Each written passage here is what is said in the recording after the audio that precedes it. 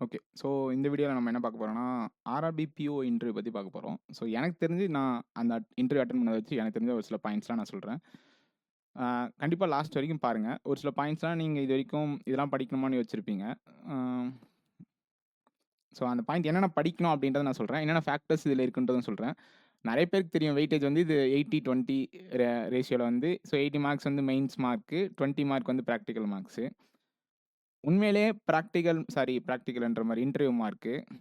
Interview mark வந்து உண்மையிலேயே ஒரு செலக்ஷன டிசைட் பண்ணுமான்னு கேட்டா, கண்டிப்பா டிசைட் பண்ணும். ஏன்னா, நான் கண்ணெதிர்ல பார்த்தேன். எப்படின்னா, எனக்கு தெரிஞ்சு ஒருத்தர் வந்து அவர் ஆர்ஆர்பி கிளர்க்கா ஆல்ரெடி ஒர்க் பண்ணாரு. ஸோ, அவர் வந்து 94 மார்க்ஸ்.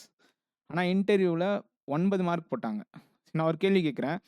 ஆல்ரெடி ஆர்ஆர்பி கிளர்க்கா இருக்காருன்னா, அவருக்கு கண்டிப்பா நெறைய விஷயம் தெரிஞ்சிருக்கும். அப்ப ஏன் அவங்க மார்க் போடல? அப்படின்றப்போ, சம்டைம்ஸ் அவங்க சிச்சுவேஷன்ல கேட்கிற கொஸ்டினுக்குலாம் நம்மளால ஆன்ஸர் பண்ண முடியாது.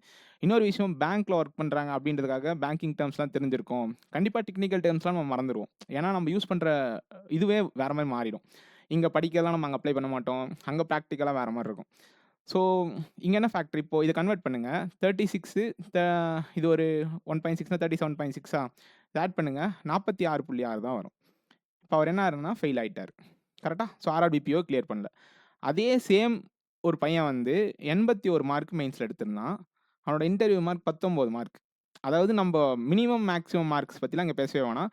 எவ்வளோ மினிமம் மார்க்கோ அத எல்லாமே போடுவாங்க. எவ்வளோ மேக்ஸிமம் மார்க்கோ 19 வரைக்கும் மேக்ஸிமம் நான் போட்டு கேள்விப்பட்டுருக்கேன். ஆர்ஆர்பிபிஓ இன்டர்வியூல 19 வரைக்கும் போடுவாங்க. என்னோட மார்க் வந்து 12 மார்க். என்ட்ட என்னென்ன கேள்வி கேட்டாங்கன்னு நான் சொல்றேன். ஏன்னா, நான் நல்லா சொன்னா இல்லையான்றது எனக்கு தெரியல. நான் நெறைய ஃபேக்டர்ஸ் சொல்றேன். அதெல்லாம் வந்து அவங்க டிசைட் பண்ணுவாங்க. ஸோ 19 மார்க் வந்து மேக்ஸிமம் போடுவாங்க. மினிமம் 8 மார்க் போடுவாங்க. இதுதான் பாஸ் மார்க்கு.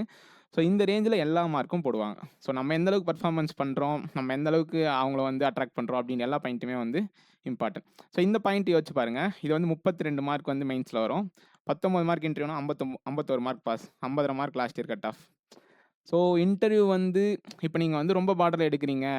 ரொம்ப பார்டர் மீன்ஸ் அந்த ரேஞ்ச் வந்து நான் எக்ஸ்ட்ரா சொல்லல. ஏன்னா லாஸ்ட் இயர் கட் ஆஃப் 65. அப்போ அவங்க டிஃபரன்ஸ் பார்த்தீங்கன்னா, ஒரு 16லேருந்து 20 ரேஞ்சுக்குள்ள வச்சிருந்தாலுமே, இன்டர்வியூல ரொம்ப பெஸ்ட்டா பண்ணா மாத்த முடியும். ஆனா ரொம்ப பெஸ்ட்டா பண்றோம்ன்றது நம்ம சாட்டிஸ்ஃபேக்ஷன் இல்ல. அவங்கள நம்ம எந்த அளவுக்கு கன்வின்ஸ் பண்றோம் நம்மளோட ஆன்ஸர் வச்சு அப்படின்றது தான் முக்கியமான பாயிண்ட். ஓகேவா? ஸோ எல்லாமே நடக்கும். ஸோ இன்டர்வியூ மார்க் வச்சு ஒரு பெரிய ரோல் ப்ளே பண்ணும். ஸோ உங்களோட பெஸ்ட்ட குடுங்க. ஸோ உங்களுக்கு ஜஸ்ட் பாஸ் தான் ஆகுது அப்படின்னாலும் பரவால்ல. ஏன்னா உங்களுக்கு உங்களோட மார்க்ஸ் தெரியாது. நீங்க கிளியர் பண்ணியிருக்கீங்க அப்படின்னாலே உங்களோட மார்க் வந்து தெரியாது. நீங்க ஜஸ்ட் பாஸா, 10 மார்க் எக்ஸ்ட்ராவா, 5 மார்க் எக்ஸ்ட்ராவா எதுவுமே தெரியாது. ஸோ கண்டிப்பா உங்களோட பெஸ்ட்ட இன்டர்வியூல குடுங்க. ஏன்னா இது வந்து ஒரு பெரிய ரோல ப்ளே பண்ணும். ஓகேவா? ஸோ மொத்தமா நான் இன்டர்வியூ வந்து ஒரு 3 பார்ட்டா பிரிக்கிறேன். ஸோ எல்லாருமே இந்த 3 பார்ட் நல்லா ப்ரிப்பேர் பண்ணீங்கன்னா, மோஸ்ட் ஆஃப் த கொஸ்டின் வந்து அட்டெண்ட் பண்ணலாம். இன்னொரு விஷயம், நெறைய வந்து இன்டர்வியூ ப்ரிப்பேர் பண்றப்போ நான் ஃபர்ஸ்ட்டே சொல்லிர்றேன். ஃபர்ஸ்ட்டு வந்து உங்களோட செல்ஃப் இன்ட்ரோடக்ஷன். செல்ஃப் இன்ட்ரோடக்ஷன் வந்து சில டைம் கேட்பாங்க, சில டைம் கேட்க மாட்டாங்க. உங்கள பத்தி, அதாவது இந்த டாபிக் அப்படின்றது வந்து உங்கள பத்தி, உங்க ஊர பத்தி. ஸோ உங்க ஊர பத்தி என்னலாம் தெரிஞ்சிருக்கணும். இப்ப எக்ஸாம்பிள்க்கு நீங்க ஒரு ஃபேமஸான ஊர் சொல்றீங்க. இப்ப கும்பகோணம் சொல்றாங்கன்னா, கும்பகோணத்துல என்ன ஃபேமஸு? வெத்தல ஃபேமஸு, டிகிரி காஃபி ஃபேமஸ் அந்த மாரி அவங்க சொல்றோம் அப்டின்னா, அத பத்தின பேசிக் டீட்டெயில்ஸ் நமக்கு தெரிஞ்சிருக்கும். நான் சும்மா எக்ஸாம்பிளுக்கு சொன்னேன் கும்பகோணம்னு. இந்த மாரி நெறைய ஊர் இருக்குல்ல. இப்போ நீங்க ஸ்பெசிஃபிக்கா ஒரு ஊர் சொல்றீங்க அப்டின்னா, அந்த ஊர்ல என்ன ஃபேமஸ் அப்டின்ற மாரி கண்டிப்பா கேட்பாங்க. ஸோ ஏன்னா வந்து நம்ம தமிழ்நாடுக்குள்ள தான் வொர்க் பண்ண போறோம். உங்களோட லொக்காலிட்டி பத்தி உங்களுக்கு தெரியல அப்டின்ற பாயிண்ட் வந்து ரொம்ப ஒரு பெரிய டிராபேக். ஸோ கண்டிப்பா உங்க லொக்காலிட்டி பத்தி தெரிஞ்சிருக்கணும். இது வந்து முக்கியமான பாயிண்ட். செல்ஃப் இன்ட்ரோல ஓகே 3 பார்ட்டா பிரிக்கிறேன். அப்புறம் என்னென்ன சொல்லணும்னு சொல்றேன். செல்ஃப் இன்ட்ரோ, அடுத்து உங்களோட கோர் சப்ஜெக்ட். அதாவது நீங்க என்ன டிகிரி படிச்சிருக்கீங்க அப்டின்ற பாயிண்ட்ட கண்டிப்பா பேசிக்ஸ் ஆச்சும் தெரிஞ்சிருக்கணும். எதுவுமே தெரியலன்னு அங்க போய் சொன்னீங்கன்னா, நீங்க எத்தன வருஷத்துக்கு முன்னாடி முடிச்சிருந்தாலுமே, அது ஒரு நெகட்டிவா தான் தெரியும் அவங்களுக்கு. பேசிக்கா தானே கேட்கிறோம். நாங்க அட்வான்ஸா கேட்கிறோம். இப்ப எக்ஸாம்பிள்க்கு ஒரு மேத்தமேட்டிக்ஸ் பிஎஸ்சி மேத்ஸ் படிச்சிருக்காங்க, எம்எஸ்சி மேத்ஸ் படிச்சிருக்காங்கன்னா, uh what is the value of 0 அப்படின்னு கேட்குறாங்க. இல்ல அல்ஜீப்ரானா என்னன்னு கேட்குறாங்க. அப்புறம் பிரைம் நம்பர்னா என்னன்னு கேட்குறாங்க. அப்படின்னு சும்மா எக்ஸாம்பிள் சொல்றேன். அப்படின்னா என்னன்னு அவங்க எக்ஸ்பெக்ட் பண்றது தப்பில்ல தானே. பேசிக்கா ஒரு விஷயம் இப்ப சிவில் இன்ஜினியரிங் படிச்சிருக்காங்க அப்படின்னா, கான்கிரீட்னா என்ன? என்ன ரேஷியோல சாண்டும், சிமெண்ட்டும் மிக்ஸ் பண்ணோம். இதெல்லாம் வந்து பேசிக்கான கொஸ்டின் தான். அப்போ அப்படின்றப்போ நம்ம கண்டிப்பா அந்த மாரி விஷயத்த இதுவரைக்கும் நம்ம படிக்கலனாலுமே, ஒரு சில விஷயத்த நம்மளோட டிகிரிய பத்தி கண்டிப்பா தெரிஞ்சுட்டு போகணும். ஓகேவா? அதுக்கப்புறம் கோர் சப்ஜெக்ட் தாண்டி பேசிக் பேங்கிங் அவேர்னஸ். பேசிக்கான பேங்கிங் அவேர்னஸே சில பேர் படிக்காம என்ன பண்றோம்னா, இதுதான் நான் சொல்ல வந்தேன். சில பேர் என்ன பண்றோம்னா, கான்ட்ரோவர்சி கொஸ்டின்ஸ்லாம் எடுத்து வச்சு, ரொம்ப திங்க் பண்ணி இதுக்கான டைம் வேஸ்ட் பண்றோம். நம்ம பேசிக்கா ஒரு சில விஷயத்த படிக்காம போயிட்டு, அங்க பேசிக்கா கேட்கிற கொஸ்டின்ஸ்க்கு நம்மளால ஆன்ஸர் பண்ண முடியல. அதாவது கான்ட்ரோவர்சி கொஸ்டின்ஸ் நான் எப்படி சொல்றேன்னா, uh what do you think about privatisation? இப்போ வந்து ஒரு கஸ்டமர் நீ ஒரு பேங்கரா இருக்க. உன்ன வந்து ஒரு கன் பாயிண்ட்ல வச்சு உன்ன வந்து ஒரு தீஃப் வந்து மிரட்டுறான். நீ என்ன பண்ணுவ? இந்த மாரி சில கொஸ்டின்ஸ் வந்து நம்மள சுத்தி சர்க்குலேட்டிங்ல இருக்கும். அதெல்லாம் இருக்கட்டும். ஆனா, நீங்க என்ன பண்ணக்கூடாதுன்னா, ஃபர்ஸ்ட்டு பேசிக்கான உங்களோட அவேர்னஸ இம்ப்ரூவ் பண்ணாம, இந்த மாரி கான்ட்ரோவர்ஷியல் கொஸ்டின்ஸ வந்து நீங்க தேட ஆரம்பிக்கக்கூடாது. ஃபர்ஸ்ட்டு உங்களோட பேசிக் பேங்கிங் அவேர்னஸ வந்து ஒரு நிமிஷம். ஓகே. ஸோ இந்த பாயிண்ட் எதுக்காக முக்கியமா சொல்றேன் அப்டின்னா, ஆல்ரெடி இன்டர்வியூக்கு ப்ரிப்பேர் பண்ணியிருப்பாங்க. சில பேர் நெறைய இன்டர்வியூ அட்டெண்ட் பண்ணியிருப்பாங்க. அவங்களுக்கு இந்த பாயிண்ட்ஸ்லாம் தெரியும். ஏன்னா, அவங்க பேசிக்கான பேங்கிங் அவேர்னஸ் முடிச்சுட்டு தான் இந்த மாரி கான்ட்ரோவர்ஷியலான கொஸ்டின்ஸ பத்தி பேசுவாங்க. அத தெரிஞ்சுக்கணும்னு நெனைப்பாங்க. பட் நம்ம பேசிக்கான பேங்கிங் அவேர்னஸ் முடிக்காம, இந்த கொஸ்டின்ஸ்ல என்டர் ஆகணும் அப்டின்னா, இதுலயே தான் இந்த லூப்ல தான் இருப்போமே தவிர்த்து, நம்ம தெரிஞ்சுக்க வேண்டிய பேசிக்கான விஷயத்த தெரிஞ்சுக்க மாட்டோம். ஸோ அந்த தப்ப பண்ணாதீங்க. இப்பதான் நீங்க ஃபர்ஸ்ட் டைம் இன்டர்வியூ ப்ரிப்பேர் பண்றீங்கன்னா, பேசிக்கான பேங்கிங் அவேர்னஸ் தெரிஞ்சுங்க. உங்கள பத்தி தெரிஞ்சுங்க. உங்க ஊர பத்தி தெரிஞ்சுங்க. உங்களோட டிகிரி பத்தி தெரிஞ்சுங்க. இதுவே போதும். மோர் தென் சஃபிஷியன்ட். அங்க கேட்டாங்க அப்டின்னா, ஒரு கான்ட்ரோவர்ஷியலான கொஸ்டின் கேட்டாங்கன்னா, நான் இப்ப தான் ஃபர்ஸ்ட் டைம் படிக்கிறேன். இப்ப தான் வரேன் அப்டின்னு ஃபிராங்கான பதில் சொல்லலாம். இன்னொரு விஷயம், நெறைய பேர் வந்து ஓகே ஃபர்ஸ்ட்டு ஒரு டாபிக்கா பேசுவோம். First self intro. So self இன்ட்ரோல என்னலாம் சொல்லலாம் அப்டின்னு பார்த்தீங்கன்னா, உங்க பேர் என்ன? நீங்க எந்த ஊர்லேருந்து வரீங்க? நீங்க என்ன டிகிரி முடிச்சிருக்கீங்க? எந்த காலேஜ்ல முடிச்சீங்க? எப்ப முடிச்சீங்கன்னு உங்களோட விருப்பம் சொல்றதுனா சொல்லலாம். சில பேர் டிஸ்டிங்ஷன்லாம் சொல்லுவாங்க. ஃபர்ஸ்ட் கிளாஸ்ல முடிச்சேன் அந்த மாரிலாம். ஸோ அதெல்லாம் உங்களோட சாய்ஸு. அதுக்கடுத்து வந்து உங்களோட பேரண்ட்ஸ் என்ன பண்றாங்க? அப்பா என்ன பண்றாரு? அம்மா என்ன பண்றாங்க? சிப்லிங்ஸ பத்தி உங்களுக்கு சொல்லணும்னு தோணுச்சுன்னா சொல்லலாம். எல்லாமே ஆப்ஷனல் தான். சில பேர் நேம், எங்க, என்ன டிகிரின்னு மட்டும் சொல்லி முடிப்பாங்க. கண்டிப்பா அவங்களே வந்து கொஸ்டின் ரைஸ் பண்ணுவாங்க. உங்க பேரண்ட்ஸ் என்ன பண்றாங்க? அப்படின்னு சொல்லிட்டு. அதுக்கப்புறம் நீங்க சிப்லிங்ஸ் சொல்லாம போனாலும் உங்களுக்கு சிப்லிங்ஸ் இல்லையான்னு கேட்பாங்க. அதுக்கப்புறம் நீங்க சொல்லலாம். சில பேரு ஒரு மாரி பாயிண்ட் ஆஃப் வியூல பேசுவோம். சில பேர் வந்து நானே எல்லாத்தையுமே சொல்லிடுறேன். அதுக்கப்புறம் நீங்க எதுவும் கேட்காதீங்க. அப்படின்ற பாயிண்ட்லயும் சொல்லுவோம். அதுக்கு அடுத்து லாஸ்ட்டா எல்லாருமே சொல்லுவாங்க ஹாபி, ஸ்ட்ரென்த், வீக்னஸ் அப்படிலாம். இதெல்லாம் வந்து நீங்க மத்தவங்க கிட்ட தேடாதீங்க. உங்களுக்கு தெரிஞ்சா சொல்லுங்க. இல்லன்னா இல்லன்னு ஃபிராங்கா சொல்லுங்க. இப்போ ஹாபிலாம் சில பேர் என்னன்னா ஃபேன்சியா சொல்லணும்னு நெனைப்போம். நான்லாம் சொல்லி ஃபேன்சியா சொல்லி மாட்டுனேன். எப்போனா நான் A4 இன்டர்வியூ அட்டெண்ட் பண்ணேன். அப்போ வந்து சொன்னேன் ஃபேன்சியா ரன்னிங்ன்னு சொன்னேன். ஆக்சுவலா ரன்னிங் நான் போவேன். ஆனா அவங்க என்கிட்ட கேட்ட கேள்வி என்னன்னா, 2020 ஒலிம்பிக்ஸ்ல 100 மீட்டர் அத்லெட்டிக்ஸ்ல யார் வின்னர்ன்னு கேட்டாங்க. இந்த கேள்விலாம் நான் எக்ஸ்பெக்ட் பண்ணவே இல்ல. ஈவன் என்னதான் நம்ம ஸ்போர்ட்ஸ்ல இருந்தாலுமே, கரண்ட் அஃபேர்ஸ்லாம் படிச்சாலுமே, இந்த அளவுக்கு நமக்கு தெரியுமா? ஆனா, இது வந்து எனக்கு ஒரு டிராபேக்கா மாறிச்சு. நான் சொல்லி தான் நானே மாட்டுனேன் அப்படின்ற மாரி. இன்னொரு விஷயம், திங்க் பிஃபோர் யூ ஸ்பீக்ன்றது வந்து வெறும் நம்மள பத்தி ஒரு செல்ஃபா ஐ மீன் ஒரு ஜெனரலா பேசுற கன்டென்ட்ட தாண்டி, நீங்க ஒரு பேசிக் பேங்கிங் அவேர்னஸ் சொல்றீங்க அப்படின்னாலும், ரொம்ப ரொம்ப யோசிச்சு பேசணும். நம்ம ஆளுங்க வந்து நல்லா இருக்கு. இப்ப எக்ஸாம்பிள்க்கு நான் சொல்றேன். இப்ப நெட் இன்ட்ரெஸ்ட் மார்ஜின் அப்படின்னா என்னன்னு கேட்கறாங்கன்னு வச்சுப்போம். நெட் இன்ட்ரெஸ்ட் மார்ஜின்னா என்ன? நீங்க எவ்வளோ இன்ட்ரெஸ்ட் வந்து பேங்க்லேருந்து குடுத்துருக்காங்க, மைனஸ் பேங்க் எவ்வளோ இன்ட்ரெஸ்ட் வந்து கிடைச்சிருக்கு. அதாவது எவ்வளோ இன்ட்ரெஸ்ட் குடுத்துட்டு அதாவது லோன்ஸுக்குலாம் வந்து பேங்க்குக்கு இன்ட்ரெஸ்ட் கிடைக்கும். டெபாசிட்டுக்குலாம் பேங்க் வந்து இன்ட்ரெஸ்ட் ப்ரொவைட் பண்ணும். இது 2த்துக்குள்ள டிஃபரன்ஸ் தான் நெட் இன்ட்ரெஸ்ட் மார்ஜின். கரெக்ட்டா? ஆனா நம்மாள் என்ன சொல்லுவோம்னா, காஸ்ட் ஆஃப் ஃபண்ட்ஸ் அது இது நெறைய டெக்னிக்கல் டெர்ம்ஸ்லாம் இருக்கும். நான் யூஸ் பண்ண வேணான்னு சொல்லல. கண்டிப்பா நீங்க ஒரு டெக்னிக்கல் டெர்ம் யூஸ் பண்றீங்க அப்படின்னா, கண்டிப்பா அத பத்தி தெரிஞ்சிருக்கணும். நான் எங்க மாட்னேன்னா, எல்லாமே நான் எக்ஸாம்பிளோட சொல்றேன். ஸோ இது எல்லாமே புரிஞ்சிருக்கும். நான் இத ஒண்ணொண்ணுத்தையும் இப்ப எக்ஸ்பிளைன் பண்றேன். ஸோ இதுதான் செல்ஃப் இன்ட்ரோ. இத பத்தி நீங்க சொன்னீங்கனாலே மோர் தென் சஃபிஷியன்ட். பட் ஹாபி வந்து ஃபேன்சியா சொல்லணும்னு நெனச்சு மாட்டாதீங்க. சில பேர் வந்து எம்ப்ராய்டிங்ன்னு சொல்லுவீங்க. சில பேர் வந்து குக்கிங்ன்னு சொல்லுவீங்க. எதுவுமே நான் சொல்ல வேணான்னு சொல்லல. எல்லாமே உங்களோட பர்சனல் சாய்ஸ். பட் கண்டிப்பா அதிலிருந்து வரப்போற கான்சிக்வென்ட் கொஸ்டின்ஸ நீங்க ஹேண்டில் பண்ண தயாரா இருந்தீங்கன்னா, தாராளமா சொல்லலாம். தப்பே கிடையாது. ஸோ இதுதான் வந்து ஓகே. இப்போ வந்து ஒரு சில விஷயத்த நான் சொல்றேன். எப்படி நான் இந்த டெக்னிக்கல் டெர்ம்ஸ் யூஸ் பண்றதுக்கு முன்னாடி ஏன் உங்களுக்கு தெரிஞ்சிருக்கும் அப்படின்னா, நான் எக்ஸாம்பிளுக்கு சொன்னேன். பேமெண்ட்ஸ் பேங்க்னா என்னன்னு கேட்டாங்க. நான் என்ன சொன்னேன், it can be act as a பிசின்னு சொன்னேன். அவங்க அடுத்து என்ன கேட்டாங்கன்னா, பிசினா என்னன்னு கேட்டாங்க. நான் பேங்கிங் கரஸ்பாண்டன்ட்னு சொன்னேன். அதுவே தப்பு ஃபர்ஸ்ட்டு. அடுத்து அவங்களே என்ன வந்து கரெக்ட் பண்ணாங்க. பிசினஸ் கரஸ்பாண்டன்ட்னு சொன்னாங்க. அடுத்த கேள்வி என்னன்னா, பிசினஸ் கரஸ்பாண்டன்ட்னா என்னன்னு கேட்டாங்க. அதுக்கு அடுத்த கேள்வி என்னன்னா, who can act as a business கரஸ்பாண்டன்ட்னு கேட்டாங்க. ஸோ இப்போ என்ன ஆச்சு? நானா தானே வாங்கி குடுத்தேன். அப்போ ஒரு விஷயத்த அதாவது நான் சமாளிச்சேன். பேங்கிங் கரஸ்பாண்டன்ட்னு சொன்னது ஃபர்ஸ்ட்டு தப்பு. ஆனா பிசினஸ் கரஸ்பாண்டன்ட்னா எனக்கு என்னன்னு தெரிஞ்சுச்சு. அதுக்கப்புறம் நான் சமாளிச்சேன். பட் நானா தானே இந்த வார்த்தைய வாய் குடுத்து மாட்டுனேன். பேமெண்ட் பேங்க் இன்னொரு விஷயம், இது வந்து ரொம்ப ரொம்ப முக்கியமான பாயிண்ட். நெறைய பேர் என்ன மிஸ்டேக் பண்றீங்கன்னா, அவங்க கேட்கிற கேள்விக்கு வந்து மாறி ஒரு பதில் சொல்றோம். அதாவது உங்களுக்கு தெரிஞ்சதெல்லாம் ஆன்சர் கிடையாது. அத ஃபர்ஸ்ட்டு புரிஞ்சுங்க. இப்போ வாட் இஸ் ஆர்பிஐ அப்படின்னு கேட்டா, ஆர்பிஐனா என்னன்னு மட்டும் தான் சொல்லணும். நம்மால் ஃபர்ஸ்ட் என்ன ஸ்டார்ட் பண்ணுவோம்னா, RBI was started in 1934 act வந்து 1935 அப்படின்னு சொல்லுவோம். இது வந்து நான் சொல்றது தப்பா நினைச்சாலும் பரவாயில்ல. ஆனா இதுக்கு ஆன்சர் இது கிடையாது. அவங்க கேட்ட கேள்வி என்னன்னா, வாட் இஸ் ஆர்பிஐ அப்படின்னா, RBI is reserve bank of India and it was a central bank for our country and it maintains monetary policy for our country. இல்ல இட் மெயின்டெயின்ஸ் இன்ஃப்ளேஷன் இந்த மாதிரி என்ன வேணாலும் சொல்லலாம். ஆனா நீங்க என்ன சொல்லக்கூடாதுன்னா, அது எப்ப ஸ்டார்ட் ஆச்சு? யார் இது பண்ணா? எந்த கமிட்டி கீழ வந்துச்சுன்னா, என்னன்னு கேட்கறதுக்கும், அது எப்படி வந்துச்சுன்றதுக்கும் நெறைய வித்தியாசம் இருக்கு. ஸோ புரிஞ்சுக்கங்க. இப்போ அதே போல் பேமெண்ட்ஸ் பேங்க்கோ ஸ்மால் ஃபினான்ஸ் பேங்க்கோ டிஃபரன்ஸ் கேட்குறாங்கன்னு வச்சுப்போம். நம்ம என்ன ஸ்டார்ட் பண்ணுவோம்னா, இதனுடைய நெட் ஃபண்ட் வந்து 100 கோடி, இதில் வந்து 200 கோடி. பட் கேள்வி என்ன? ரெண்டுத்துக்கு டிஃபரன்ஷியேட்னா ஃபஸ்ட்டு இதுனா என்ன, ஸ்மால் ஃபினான்ஸ் பேங்க்னா என்னன்னு சொல்லணும். அதுதான் அவங்க எக்ஸ்பெக்ட் பண்ணுற பாயிண்ட். இதெல்லாம் உங்களுக்கு தெரிஞ்சிருக்கிறது புரியுது எனக்கு. இது வந்து ஒரு கமிட்டி வரும்ல, இது வந்து கமிட்டி, ஒரு கமிட்டி, இது வந்து குப்தா கமிட்டியோ ஏதோ கமிட்டி வரும், 2 கமிட்டி வரும். ஸோ அந்த மாதிரி போயிட்டே இருக்கும்ல. இதெல்லாம் நம்ம சொல்லுவோம், ஓகே இங்கே வந்து ஏடிஎம் கார்டு இஷ்யூ பண்ண முடியாது, டிமாண்ட் டெபாசிட் அக்செப்ட் பண்ண மாட்டாங்க, 2 lakhs மேலே, எல்லாமே பாயிண்ட் தான். பட் கேள்வி என்ன? பேமெண்ட்ஸ் பேங்க்னா என்ன, ஸ்மால் ஃபினான்ஸ் பேங்க்னா என்ன? ஸோ வாட் இஸ் அப்படின்னு கேட்குற கேள்விக்கு வாட் இஸ்க்கான ஆன்சர் மட்டும் சொல்லுங்கள். டீவியேட் பண்ணி உங்களுக்கு தெரிஞ்ச பாயிண்ட்ஸை சொல்லாதீங்க. அதுக்கு தான் நான் என்ன சொல்கிறேன்னா, இன்டர்வியூ ப்ரிப்பேர் பண்ணுறதுல முக்கியமான பாயிண்ட் என்னென்னா, நீங்கள் எப்படி சொல்ல போகிறீங்க அப்படின்ற பாயிண்ட்டை நீங்கள் முன்னாடியே ரெடி பண்ணிக்கோங்க. அதாவது ஒரு கொஷின், அன்எக்ஸ்பெக்டட் கொஷினுக்கு ஆன்சர் வேறு. அது என்னதான் நீங்கள் தெரியாத கேள்வி கேட்டாலுமே அந்த ஸ்பாட்டில் சமாளிக்கிறோம், தெரிலன்னு சொல்கிறது. இப்போது எக்ஸாம்பிளுக்கு நான் யாருக்கு ஸ்பெசிஃபிக்காக சொல்கிறேன்னா, நல்லா கவனிங்க. இப்போ தான் இங்கிலீஷ் வந்து நம்ம பேச கற்றுக்கிறதே இன்டர்வியூக்காக தான் கற்றுக்குறோம். அங்கே தமிழில் சொல்லலாம் அப்படின்றது தான் செகண்டரி. தமிழில் கூட பேசலாம், அது எல்லாமே வந்து ஆப்ஷனல் தான். இன்கேஸ் உங்கள் பேனலில் வந்து இங்கிலீஷில் தான் பேசுகிறோம் அப்படின்னு நீங்கள் ப்ரிப்பேர் பண்ணுறீங்க அப்படின்னா, தமிழில் சொல்கிறப்ப நம்ம தெளிவாக கன்வே பண்ணுறோம். நல்லா கவனிங்க. இப்போ ஒரு பாயிண்ட், இப்போ எக்ஸாம்பிளுக்கு வாட் இஸ் ஆர்டி அப்படின்னு கேட்குறாங்க, ரிக்கரிங் டெபாசிட்னா என்ன அப்படின்னு கேட்குறாங்கன்னு வச்சுப்போம். நம்ம என்ன சொல்லக்கூடாதுன்னா, நமக்கு தெரியும் ரிக்கரிங் டெபாசிட்னா மாதம் மாதம் நம்ம ஒரு அமௌண்ட் கட்டுவோம், லாஸ்ட்டாக வட்டிலாம் போட்டு நமக்கு வந்து க்ளோஸ் பண்ணி ஒரு அமௌண்ட்டாக செட்டில்மெண்ட் கொடுப்பாங்க பேங்க். ஆனால் நீங்கள் சொல்கிற இங்கிலீஷ்னால் என்ன ஆகும்னா, அந்த மீனிங் தப்பாக கன்வே ஆகும். அதுதான் பெரிய பிரச்சனையே. எதனால் அப்படின்னா, உங்களுக்கு ஆன்சர் தெரிஞ்சிருக்கு, உங்களுக்கு கன்வே பண்ண தெரில அப்படின்றதுக்கு மீனிங் என்னென்னா, நீங்கள் அந்த ஸ்பாட்டில் ஒரு வேர்டு, இங்கிலீஷ் வேர்டு போட்டு பேசுகிறப்ப என்ன ஆகுனா மிஸ்டேக்ஸ் நடக்கும். சம்டைம்ஸ் சில பேர் ரொம்ப ஃப்ளூயண்ட்டாக இருக்கவங்க ஈஸியாக வந்து அந்த வேர்ட்ஸ் வந்து யூஸ் பண்ணுவாங்க.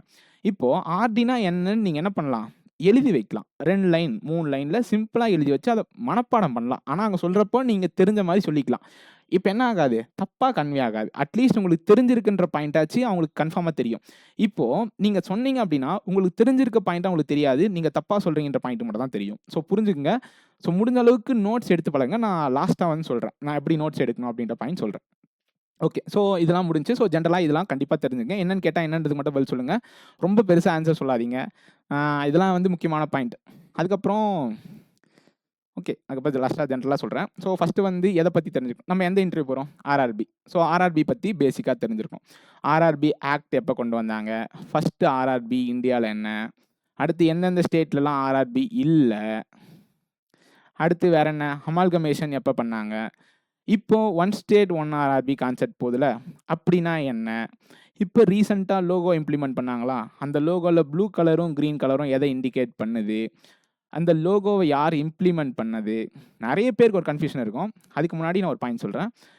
It was supervised by NABARD and not regulated by NABARD. It was supervised by NABARD and regulated by RBI. So all the banks are regulated by RBI and the bank RRBs are supervised by NABARD. ஸோ நபார்டோட role என்ன, supervisory role தான், regulatory role கிடையாது. So நம்மளால என்ன யோசிப்போம்னா, நபார்டு வந்து ஒரு regulatory பாடி தானே, ஸோ ஆர்ஆர்பி ரெகுலேட் பண்ணுறது நபார்டு தான் அப்படின்னு நினைப்போம். நீங்கள் வேணால் நபார்டு வெப்சைட் எடுத்து பாருங்கள். It is a supervisory body of RRB and not a regulatory body of RRB. So இந்த பாயிண்ட் தெரிஞ்சுங்க. அதுக்கு அடுத்து எங்கெங்கெல்லாம் இருக்குது, எங்கெங்கெல்லாம் இல்லை, அமல்கமேஷன் எங்கெங்கெல்லாம் நடந்திருக்கு, அடுத்து என்ன ரேஷியோவில் நமக்கு வந்து ஸ்ப்ளிட் அப் பண்ணியிருக்காங்க, 50% state central government, 15% state government, 35% sponsor bank. So okay, இப்போது ஸ்பான்சர் பேங்க்கு நம்ம தமிழ்நாடு கிராம பேங்க்கு யார், இந்தியன் பேங்க். ஓகே, ஆர்ஆர்பினோட ஹிஸ்ட்ரி எல்லாமே தெரிஞ்சுக்கணும்னு அவசியம் இல்லை, பட் தெரிஞ்சுக்கலாம். ஸோ ஆர்ஆர்பினோட ஹிஸ்ட்ரி எப்படி வந்துச்சு, ஃபஸ்ட்டு அதியமான் பேங்க் இருந்துச்சு, அதியமான் கிராமின் பேங்க் இருந்துச்சு, வள்ளலார் கிராமின் பேங்க் இருந்துச்சு. இது ரெண்டும் சேர்ந்து பல்லவன் கிராமின் பேங்க் வந்து வந்துச்சு. அதுக்கு முன்னாடி பாண்டியன் கிராமின் பேங்க் வந்து சவுத் சைடில் இருந்துச்சு. இது ரெண்டுத்தையும் மெர்ஜ் பண்ணி தான் தமிழ்நாடு கிராம பேங்க்குன்னு 2019 ஒரு ஆர்ஆர்பி மெர்ஜ் ஆச்சு. ஸோ அதியமான் கிராமின் பேங்க் வேறு, வள்ளலார் கிராமின் பேங்க் வேறு. இது ரெண்டுத்தையும் மெர்ஜ் பண்ணி தான் பல்லவன் கிராமின் பேங்க். அதுக்கடுத்து பாண்டியன் கிராமின் பேங்க்னு சவுத் சைடில் இருந்துச்சு, ராம்நாடு தூத்துக்குடி அந்த சைடில் இருந்துச்சு. இதுக்கு ஹெட் குவார்ட்டர்ஸ் வந்து தர்மபுரியில் இருந்துச்சு. ஸோ இது வந்து இந்தியன் பேங்க் ஸ்பான்சராக இருந்துச்சு, இது இந்தியன் ஓவர்சீஸ் பேங்க் ஸ்பான்சராக இருந்துச்சு. ஆனால் ரெண்டுத்தையும் மெர்ஜ் பண்ணுறப்ப யார் ஸ்பான்சர் பேங்காக வந்தா, இந்தியன் பேங்க் தான் ஸ்பான்சர் பேங்காக வந்துச்சு. ஸோ இது வந்து ஹிஸ்ட்ரி. ஸோ இதெல்லாம் பேசிக்காக தெரிஞ்சிருக்கணும், எந்தெந்த பேங்க்லாம் மெர்ஜ் பண்ணிச்சு அதெல்லாம் கண்டிப்பாக தெரிஞ்சுக்கலாம். ஓகே, ஸோ இது முடிஞ்சா. ஸோ லோகோ வந்து எப்படி வந்துச்சு அதெல்லாம் தெரிஞ்சுக்கணும். ஓகே, ஆர்ஆர்பி பற்றி வேற என்ன தெரிஞ்சுக்கணும், எந்த கமிட்டி வந்து ஆர்ஆர்பியை ரெக்கமெண்ட் பண்ணுச்சு அது தெரிஞ்சிருக்கணும்.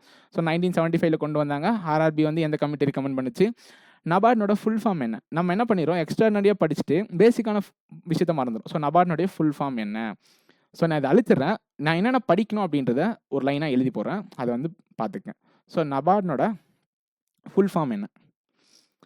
நபார்ட்னோட ரோல் என்ன?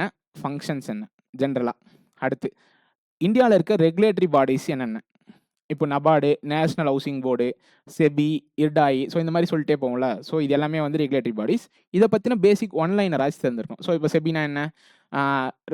ஷேர் மார்க்கெட்டையும் கேபிட்டல் மார்க்கெட், மணி மார்க்கெட்டை வந்து மெயின்டைன் பண்ணது வந்து செபி. ஸோ இந்த மாதிரி பேசிக்கான விஷயம் வந்து நமக்கு தெரிஞ்சிருக்கணும். இதை வந்து பார்த்துங்க. ஓகே, இப்போ நம்ம பேங்கிங் அவேர்னஸ் போகிறதுக்கு முன்னாடி பேங்க்கில் 2 விஷயம் தான் முக்கியமாக நடக்குது. என்ன? ஒன்று அட்வான்ஸ். அட்வான்ஸ்னால் என்னென்னா கிரெடிட் அல்லது லோன் அப்படின்னு சொல்லுவோம். ஸோ லோன் கொடுக்குறது எல்லாமே அட்வான்ஸஸ்ன்னு சொல்லுவோம் அல்லது கிரெடிட்னு சொல்லுவோம். இது வந்து இன்னொன்று வந்து டெபாசிட்ஸ். ஓகே, பேங்க்கினோட அசட் எது, லயபிலிட்டி எதுன்னு கேட்டால் டெபாசிட் எல்லாமே லயபிலிட்டி. ஏன்னா இப்போ ஒரு கஸ்டமர் உங்ககிட்ட டெபாசிட் கொடுத்துருக்காங்க, நீங்கள் அது எல்லாத்தையுமே திரும்ப கொடுக்கணும். அதாவது நீங்கள் ஒருத்தருக்கு கடன் பட்டிருக்கீங்க.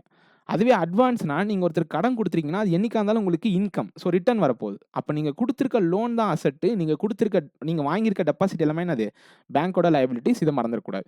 ஓகே, ஸோ இப்போ அட்வான்ஸஸ் என்ன பிரிக்கலாம்? ஓடிசிசின்னு பிரிக்கலாம். ஓடினா ஓவர் டிராஃப்ட், சிசினா கேஷ் கிரெடிட். இப்படின்னா என்னன்னு டெஃபினிஷன் படிக்கணும். அதாவது நான் சொல்கிறேன், டெஃபினிஷன்னா பேசிக்காக 1 லைன் 2 லைனில் படிங்க. ரொம்ப பெருசாக படித்து ரொம்ப டீப்பாக படிக்கிறேன் நான். பேசிக்கான விஷயத்தை தெரியாமல் நீங்கள் அட்வான்ஸை தெரிஞ்சு வச்சாலுமே அந்த பாயிண்ட் சொன்னீங்கன்னா அவங்க வந்து சாட்டிஸ்ஃபை ஆக மாட்டாங்க. ஓடிசிசினா என்னன்னு கேட்டால் இதுக்கு லிமிட் இவ்வளோ அப்படின்னு சொல்கிறது பாயிண்ட் இல்லை. ஓடிசிசினா என்னன்னு சொல்கிறது தான் பாயிண்ட். ஓகேவா? ஓகே, அடுத்து டேர்ம் லோன்னா என்ன? அடுத்து ஜுவல் லோனில் வந்து நமக்கு புல்லட் ரீபேமெண்ட் அப்படின்ற ஒரு கான்செப்ட்லாம் இப்போ ரீசெண்டாக படிச்சிருப்போம். அப்படின்னா என்ன? புல்லட் ரீபேமெண்ட்னா ஒன்றும் இல்லை, மொத்தமாக வட்டி அசலமாக சேர்த்து லாஸ்ட்டாக ஒரு 12 மாதத்தில் கட்டினீங்க அப்படின்னா அதுதான் புல்லட் ரீபேமெண்ட். இது வந்து ஜுவல் லோனில் மோஸ்ட்டாக வந்து ப்ராக்டிஸ் பண்ணுவாங்க. ஓகேவா? ஓகே, டெபாசிட்டில் என்னென்ன பிரிக்கலாம்? ஒன்று வந்து டேர்ம் டெபாசிட், இன்னொன்று வந்து டிமாண்ட் டெபாசிட். டிமாண்ட் டெபாசிட்னா நீங்கள் எப்போ கேட்டாலும் பேங்க் வந்து அதை கொடுக்கறதுக்கு ரெடியாக இருக்கும். டேர்ம் டெபாசிட்னா ஒரு ப்ரீமெச்சூர் க்ளோஸே பண்ண முடியாதனால எல்லாத்தையுமே ப்ரீமெச்சூர் க்ளோஸ் பண்ணலாம். ஸோ எல்லாத்துக்குமே வந்து பெனால்ட்டியோட ப்ரீமெச்சூர் க்ளோஸ் பண்ணுறதுக்கு நிறைய ஆப்ஷன்ஸ் இருக்குது. நம்ம படிக்கிறப்ப என்ன பண்ணணும்னா it cannot be prematurely close அப்படின்னு படிப்போம். ஆனால் ஆக்சுவலாக பண்ணலாம். ஸோ அவங்க கேட்கறதுக்குள்ள ரொம்ப தெளிவாக நீங்கள் பதில் சொல்லணும். இது ப்ரீமெச்சூர் க்ளோஸ் பண்ண முடியாதா அப்படின்னு கேட்டால் பண்ண முடியாது அப்படின்னு சொல்லிட்டீங்கன்னா ஆக்சுவலாக பண்ணலாம், வித் பெனால்ட்டி இன்ட்ரெஸ்ட்டோட பண்ணலாம். ஓகே, டேர்ம் டெபாசிட்னா நமக்கு என்னென்ன பிரிக்கலாம்? எஃப்டினா என்ன? ஆர்டினா என்ன? ஆக்சுவலாக இன்னும் நிறைய பேருக்கு இது தெரியாது. ஆர்ஐபினா ரீஇன்வெஸ்ட்மெண்ட் பிளான். ஸோ ரீஇன்வெஸ்ட்மெண்ட் பிளான்னா என்னன்னா, நான் டிஃபரன்ஷியேட் பண்ணுறேன். எஃப்டினா எக்ஸாம்பிள் நல்லா கவனிங்க. ஒரு 10 லட்சம் இன்வெஸ்ட் பண்ணுறீங்க அப்படின்னா மாதம் வட்டி எனக்கு வேணும் அப்படின்னாலும் கொடுப்பாங்க, குவார்ட்டர்லி இன்ட்ரெஸ்ட் வேணுனாலும் கொடுப்பாங்க. இந்த ஒரு வருஷத்துக்கு நீங்கள் எக்ஸாம்பிளுக்கு 1 இயர்க்கு இன்வெஸ்ட் பண்ணுறீங்க அப்படின்னா அந்த 1 இயர்க்கு அப்புறம் உங்களுக்கு 10 லட்சம் கையில் கொடுப்பாங்க. அப்போ நம்மளுக்கு என்ன ப்ராஃபிட்னு கேட்டிங்கன்னா நீங்கள் வாங்கின மாதம் வட்டி இல்லை குவார்ட்டர்லி வட்டி தான் உங்களுக்கு லாபம். அதுதான் இன்ட்ரெஸ்ட். சரியா? அப்போ என்ன மீனிங்? 10 லட்சம் இன்வெஸ்ட் பண்ணால் 10 லட்சம் லாஸ்ட்டாக கிடைக்கும். ஆர்டியில் என்ன? இப்போ நான் மாதம் 500 கட்டுறேன் அப்படின்னா ஒரு வருஷத்துக்கு எவ்வளோ கட்டியிருப்பீங்க? 6000 கட்டியிருப்பீங்க. இதுக்கு வட்டி கால்குலேட் பண்ணி ஒரு 6800 இல்லை 6900 லாஸ்ட்டாக க்ளோஸ் பண்ணி கொடுப்பாங்க. இது ஆர்டி. ஸோ மாதம் ஒரு ரெகுலர் இன்டர்வலில் ஒரு ஃபிக்ஸட் அமௌண்ட்டோ டிஃப்ரெண்ட் அமௌண்ட்டோ கட்டலாம். ஆக்சுவலாக விஆர்டின்னு ஒரு கான்செப்ட் இருக்குது. இது வந்து வேரியபிள் ரிக்கரிங் டெபாசிட். ஆர்டி அப்படின்னா நம்ம என்ன நினைப்போம்? மாதம் 500 கட்டினா 500 மட்டும்தான் கட்ட முடியும் அப்படின்னு நினைப்போம். பட் வேரியபிள் ஆர்டியில் அப்படி கிடையாது. நீங்கள் ஃபஸ்ட்டு மாதம் 100 கட்டு, 2வது மாதம் 200 கட்டலாம், 3வது மாதம் 100 கட்டலாம், திரும்ப 1000 கூட கட்டலாம். இது வந்து வேரியபிள் ஆர்டி. ஸோ இது வந்து ஆர்ஆர்பியில் இருக்குது, எல்லா பேங்க்லையும் இருக்குது. ஸோ இது வந்து ஆர்ஆர்பிஸ்லையும் இருக்குது. அடுத்து ரிக்கரிங் இன்வெஸ்ட்மெண்ட் பிளான்னா இப்போ எஃப்டி மாதிரி தான் இதுவும். 10 லட்சம் ஃபஸ்ட்டு மாதத்துக்கு ஒரு வட்டி வருது. இப்போ 6000 வருதுன்னு வச்சுப்போம் ஒரு மாதத்துக்கு வட்டி. இப்போ அடுத்து என்ன ஆகுனா 10,06,000க்கு அடுத்த மாதத்துக்கு வட்டி போடும். கரெக்டாக? அதாவது நீங்கள் வட்டியை சேர்த்து வச்சு அது என்ன ஆகும்? அது அக்குமுலேட் ஆகிட்டே இருக்கும். லாஸ்ட்டாக ஒரு அமௌண்ட் வந்து கொடுப்பாங்க. இப்போ எக்ஸாம்பிளுக்கு ஒரு வருஷம் இன்வெஸ்ட் பண்ணுறீங்கன்னா ஒரு 10,72,000 சம்திங் வந்து கொடுப்பாங்க அப்படின்னு வச்சுப்பேன். ஸோ அதாவது என்ன ஆகுது? உங்கள் இன்ட்ரெஸ்ட் வந்து திரும்ப அப்படியே அக்குமுலேட் ஆகிட்டே இருக்கும். அந்த வட்டிக்கு வட்டி போட்டே இருப்பாங்க. இது வந்து recurring investment plan. So demand டெபாசிட்னா என்ன அப்படின்னு பார்த்தீங்கன்னா, நீங்கள் வச்சிருக்க கரண்ட் அக்கௌண்ட், சேவிங்ஸ் அக்கௌண்ட் எல்லாமே என்னது? Demand deposit. இதுக்கப்புறம் என்ன படிக்கணும்னு பார்த்தீங்கன்னா, கரண்ட் அக்கௌண்ட்டுக்கும் சேவிங்ஸ் அக்கௌண்ட்டுக்கும் என்ன வித்தியாசம் அப்படின்றத கண்டிப்பாக படிக்கணும். இது நிறைய பேர் வந்து ஒரு சில பாயிண்ட்ஸ் மட்டும் தெரிஞ்சு வச்சிருப்போம். இதுக்கு இன்ட்ரெஸ்ட் ரேட் இருக்குது, இதுக்கு இன்ட்ரெஸ்ட் ரேட் இல்லை அப்படின்றது. ஸோ அதை தாண்டி நிறைய பாயிண்ட்ஸ் இருக்குது. இதை யார் யூஸ் பண்ணுவா? இதை பிஸ்னஸ் ப்ரொஃபஷனல்ஸ் யூஸ் பண்ணுவாங்க. ஸோ எதுக்காக யூஸ் பண்ணுறாங்க அப்படின்ற பாயிண்ட்லாம் உங்களுக்கு தெரிஞ்சிருக்கணும். ஓகேவா? ஓகே. ஸோ இப்போ வந்து பேசிக்காக டிஎன்ஜிபி பற்றி ஒரு சில விஷயத்தை தெரிஞ்சுங்க. ஸோ டிஎன்ஜிபிலையும் புது லோகோ இம்ப்ளிமெண்ட் பண்ணியாச்சு. இதனோட சேர்மேன் யாருன்னு பார்த்தீங்கன்னா பர்சன். ஸோ இவர் வந்து எங்கேருந்து வந்திருப்பாருன்னு பார்த்தீங்கன்னா இந்தியன் பேங்க்லேருந்து டெப்புடேஷனா வந்திருப்பார். ஆக்சுவலா அவர் இந்தியன் பேங்க் ஜிஎம். பட் இங்க டெப்புடேஷனா சேர்மனா இருப்பார். ஓகேவா? ஸோ அப்ப ஆர்ஆர்பிலேருந்து சேர்மன் இருப்பாங்களான்னு கேட்டா கிடையாது. இதெல்லாம் ஏன்டா சொல்றேன்னு கேட்டா தெரிஞ்சுக்கங்க. ஸோ எப்பவுமே ஒரு ஆர்ஆர்பியினோட சேர்மன் வந்து சேம் பேங்க்லேருந்து இருக்க மாட்டாங்க. அதனோட ஸ்பான்சர் பேங்க்லேருந்து டெப்புடேஷன்ல வந்திருப்பாங்க. ஓகே. இப்போ தமிழ்நாடு கிராம பேங்க்ல சேவிங்ஸ் டெபாசிட்னுடைய ரேட் ஆஃப் இன்ட்ரெஸ்ட் எவ்வளோன்னு பார்த்தீங்கன்னா 3.25%. அதாவது நீங்க ஒரு சேவிங்ஸ் அக்கௌண்ட் வச்சிருக்கீங்கன்னா அதனோட ரேட் ஆஃப் இன்ட்ரெஸ்ட் வந்து 3.25% பெர் ஆனம்.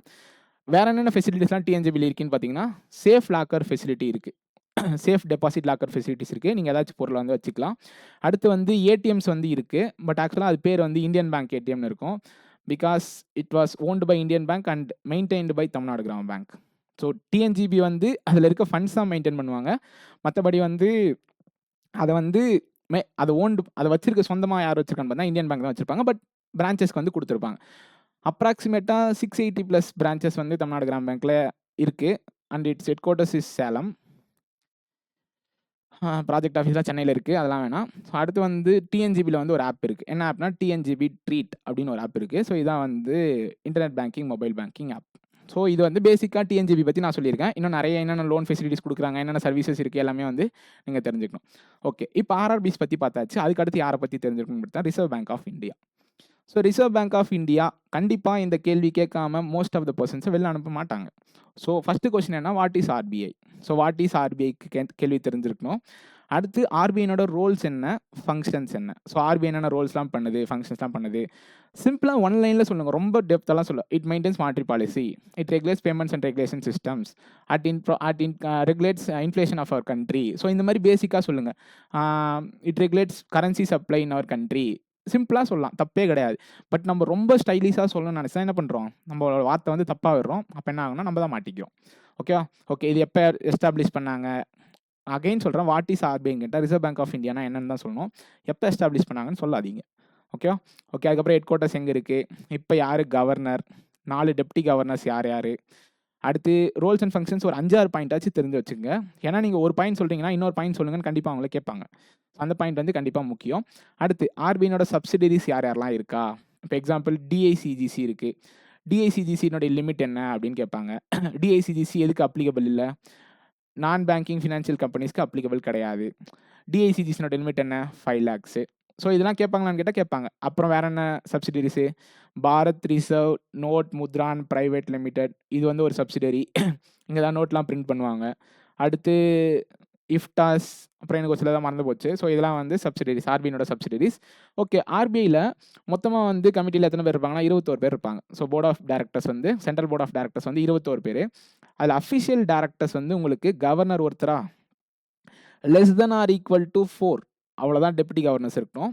அப்போ இப்போ 4 கவர்னர்ஸ் இருக்காங்க டெப்டி கவர்னர்ஸ். மொத்தமாக அஃபிஷியல் டைரக்டர்ஸ் 5 பேர். போர்ட் ஆஃப் டைரக்டர்ஸ் 21 பேர். நல்லா கவனிங்க. அடுத்து நான் அஃபிஷியல் டைரக்டர்ஸ் வந்து உங்களுக்கு 10 பேர். அதாவது 10 பேர் வந்து எங்கேருந்து வருவாங்கன்னு பார்த்தீங்கன்னா கவர்மெண்ட் ஆஃப் இந்தியாவில் சூஸ் பண்ணுவாங்க. ஸோ கவர்மெண்ட் ஆஃப் வேரியஸ் டிபார்ட்மெண்ட்ஸ்லேருந்து கவர்மெண்ட் ஆஃப் இந்தியா வந்து டிசைட் பண்ணியிருக்கோம். அடுத்து வந்து 4 லோக்கல் பாடிஸ் இருப்பாங்க. 4 லோக்கல் பாடிஸ்னால் யார் யார்? இப்போ சென்னையில் ஒன்று இருக்குது, மீதி 4 ஊர் என்னன்னு தெரில. ஒன்று கொல்கத்தாவில் இருக்குது, மீதி 2 ஊர் எனக்கு தெரில.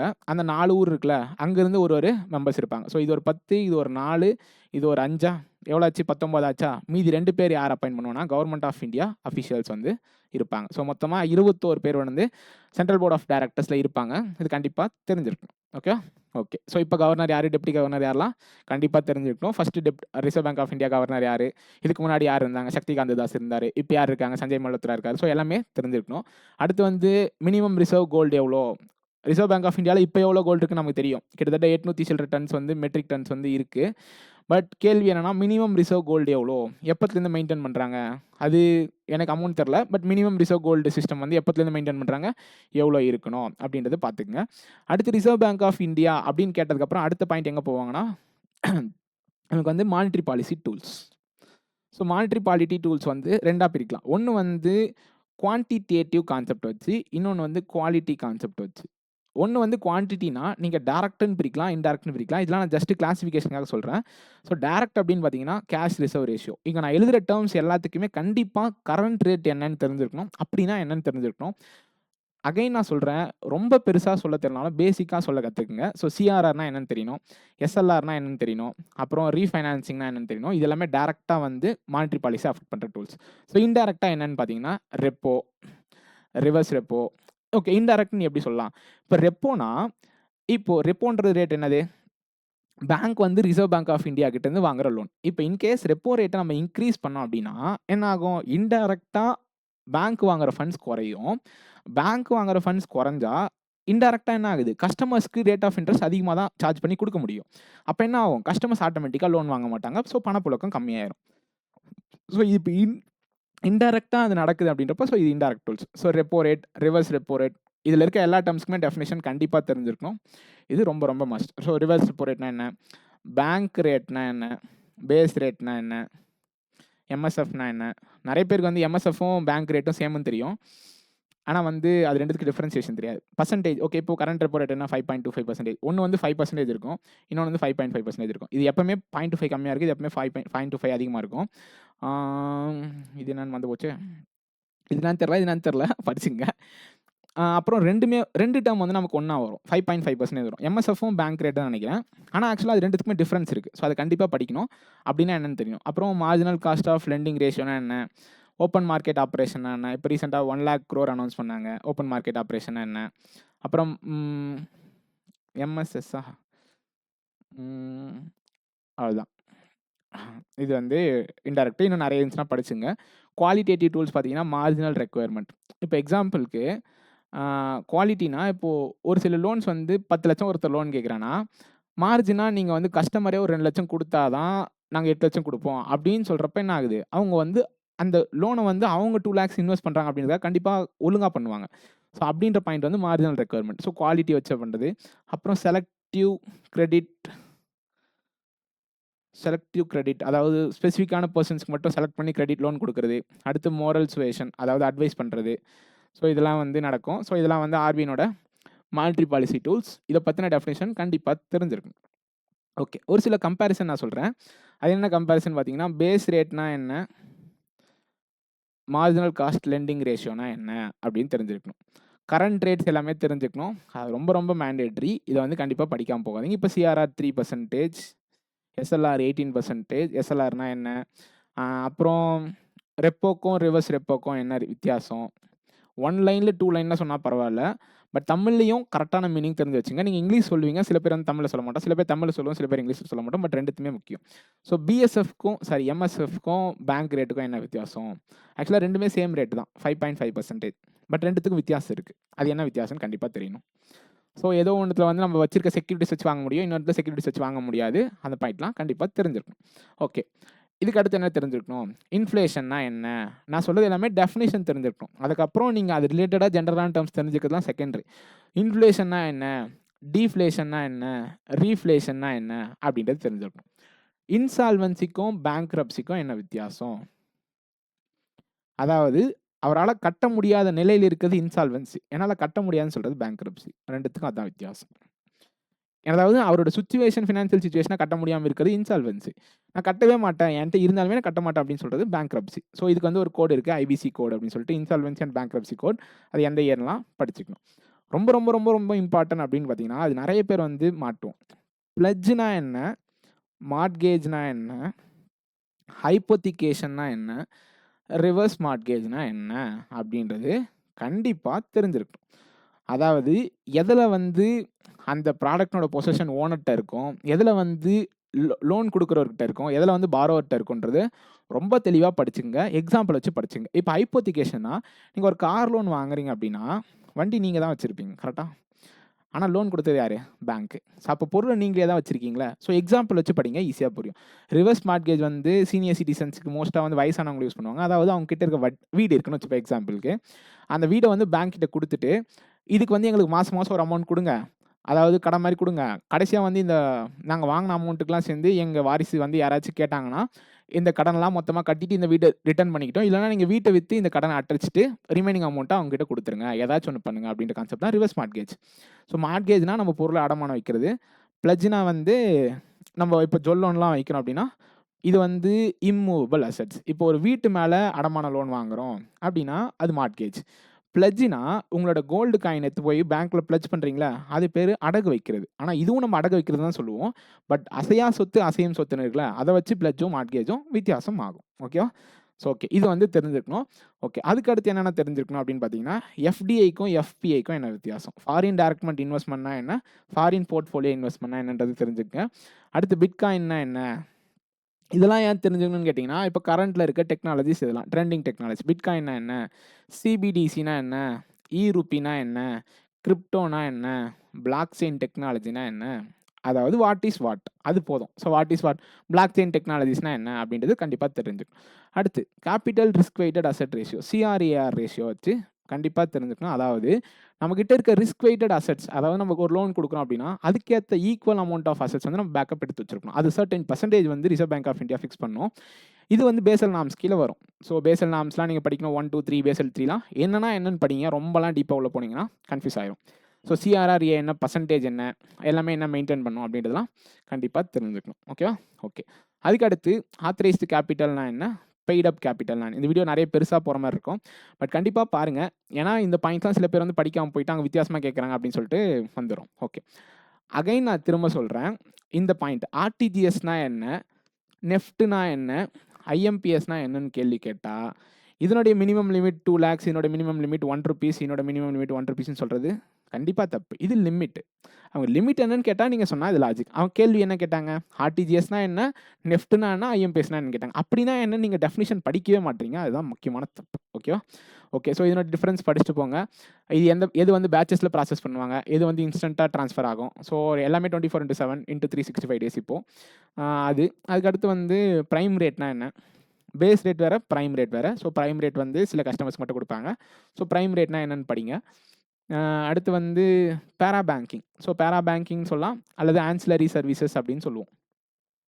அதாவது பேங்க்ல போனீங்கன்னா உங்களுக்கு மியூச்சுவல் ஃபண்ட்ஸ் விப்பாங்க. அடுத்து இன்சூரன்ஸ் விப்பாங்க. அடுத்து லாக்கர் ஃபெசிலிட்டிஸ் ப்ரொவைட் பண்ணுவாங்க. அடுத்து பாண்ட்ஸு, செக்யூரிட்டீஸ் அதெல்லாம் வாங்குறதுக்கு விப்பாங்க. ஸோ எல்லா ப்ராசஸுமே எங்க பண்றாங்க? பேங்க்லயே பண்றாங்க. ஸோ இதெல்லாம் என்னது? பேரா banking R ancillary services.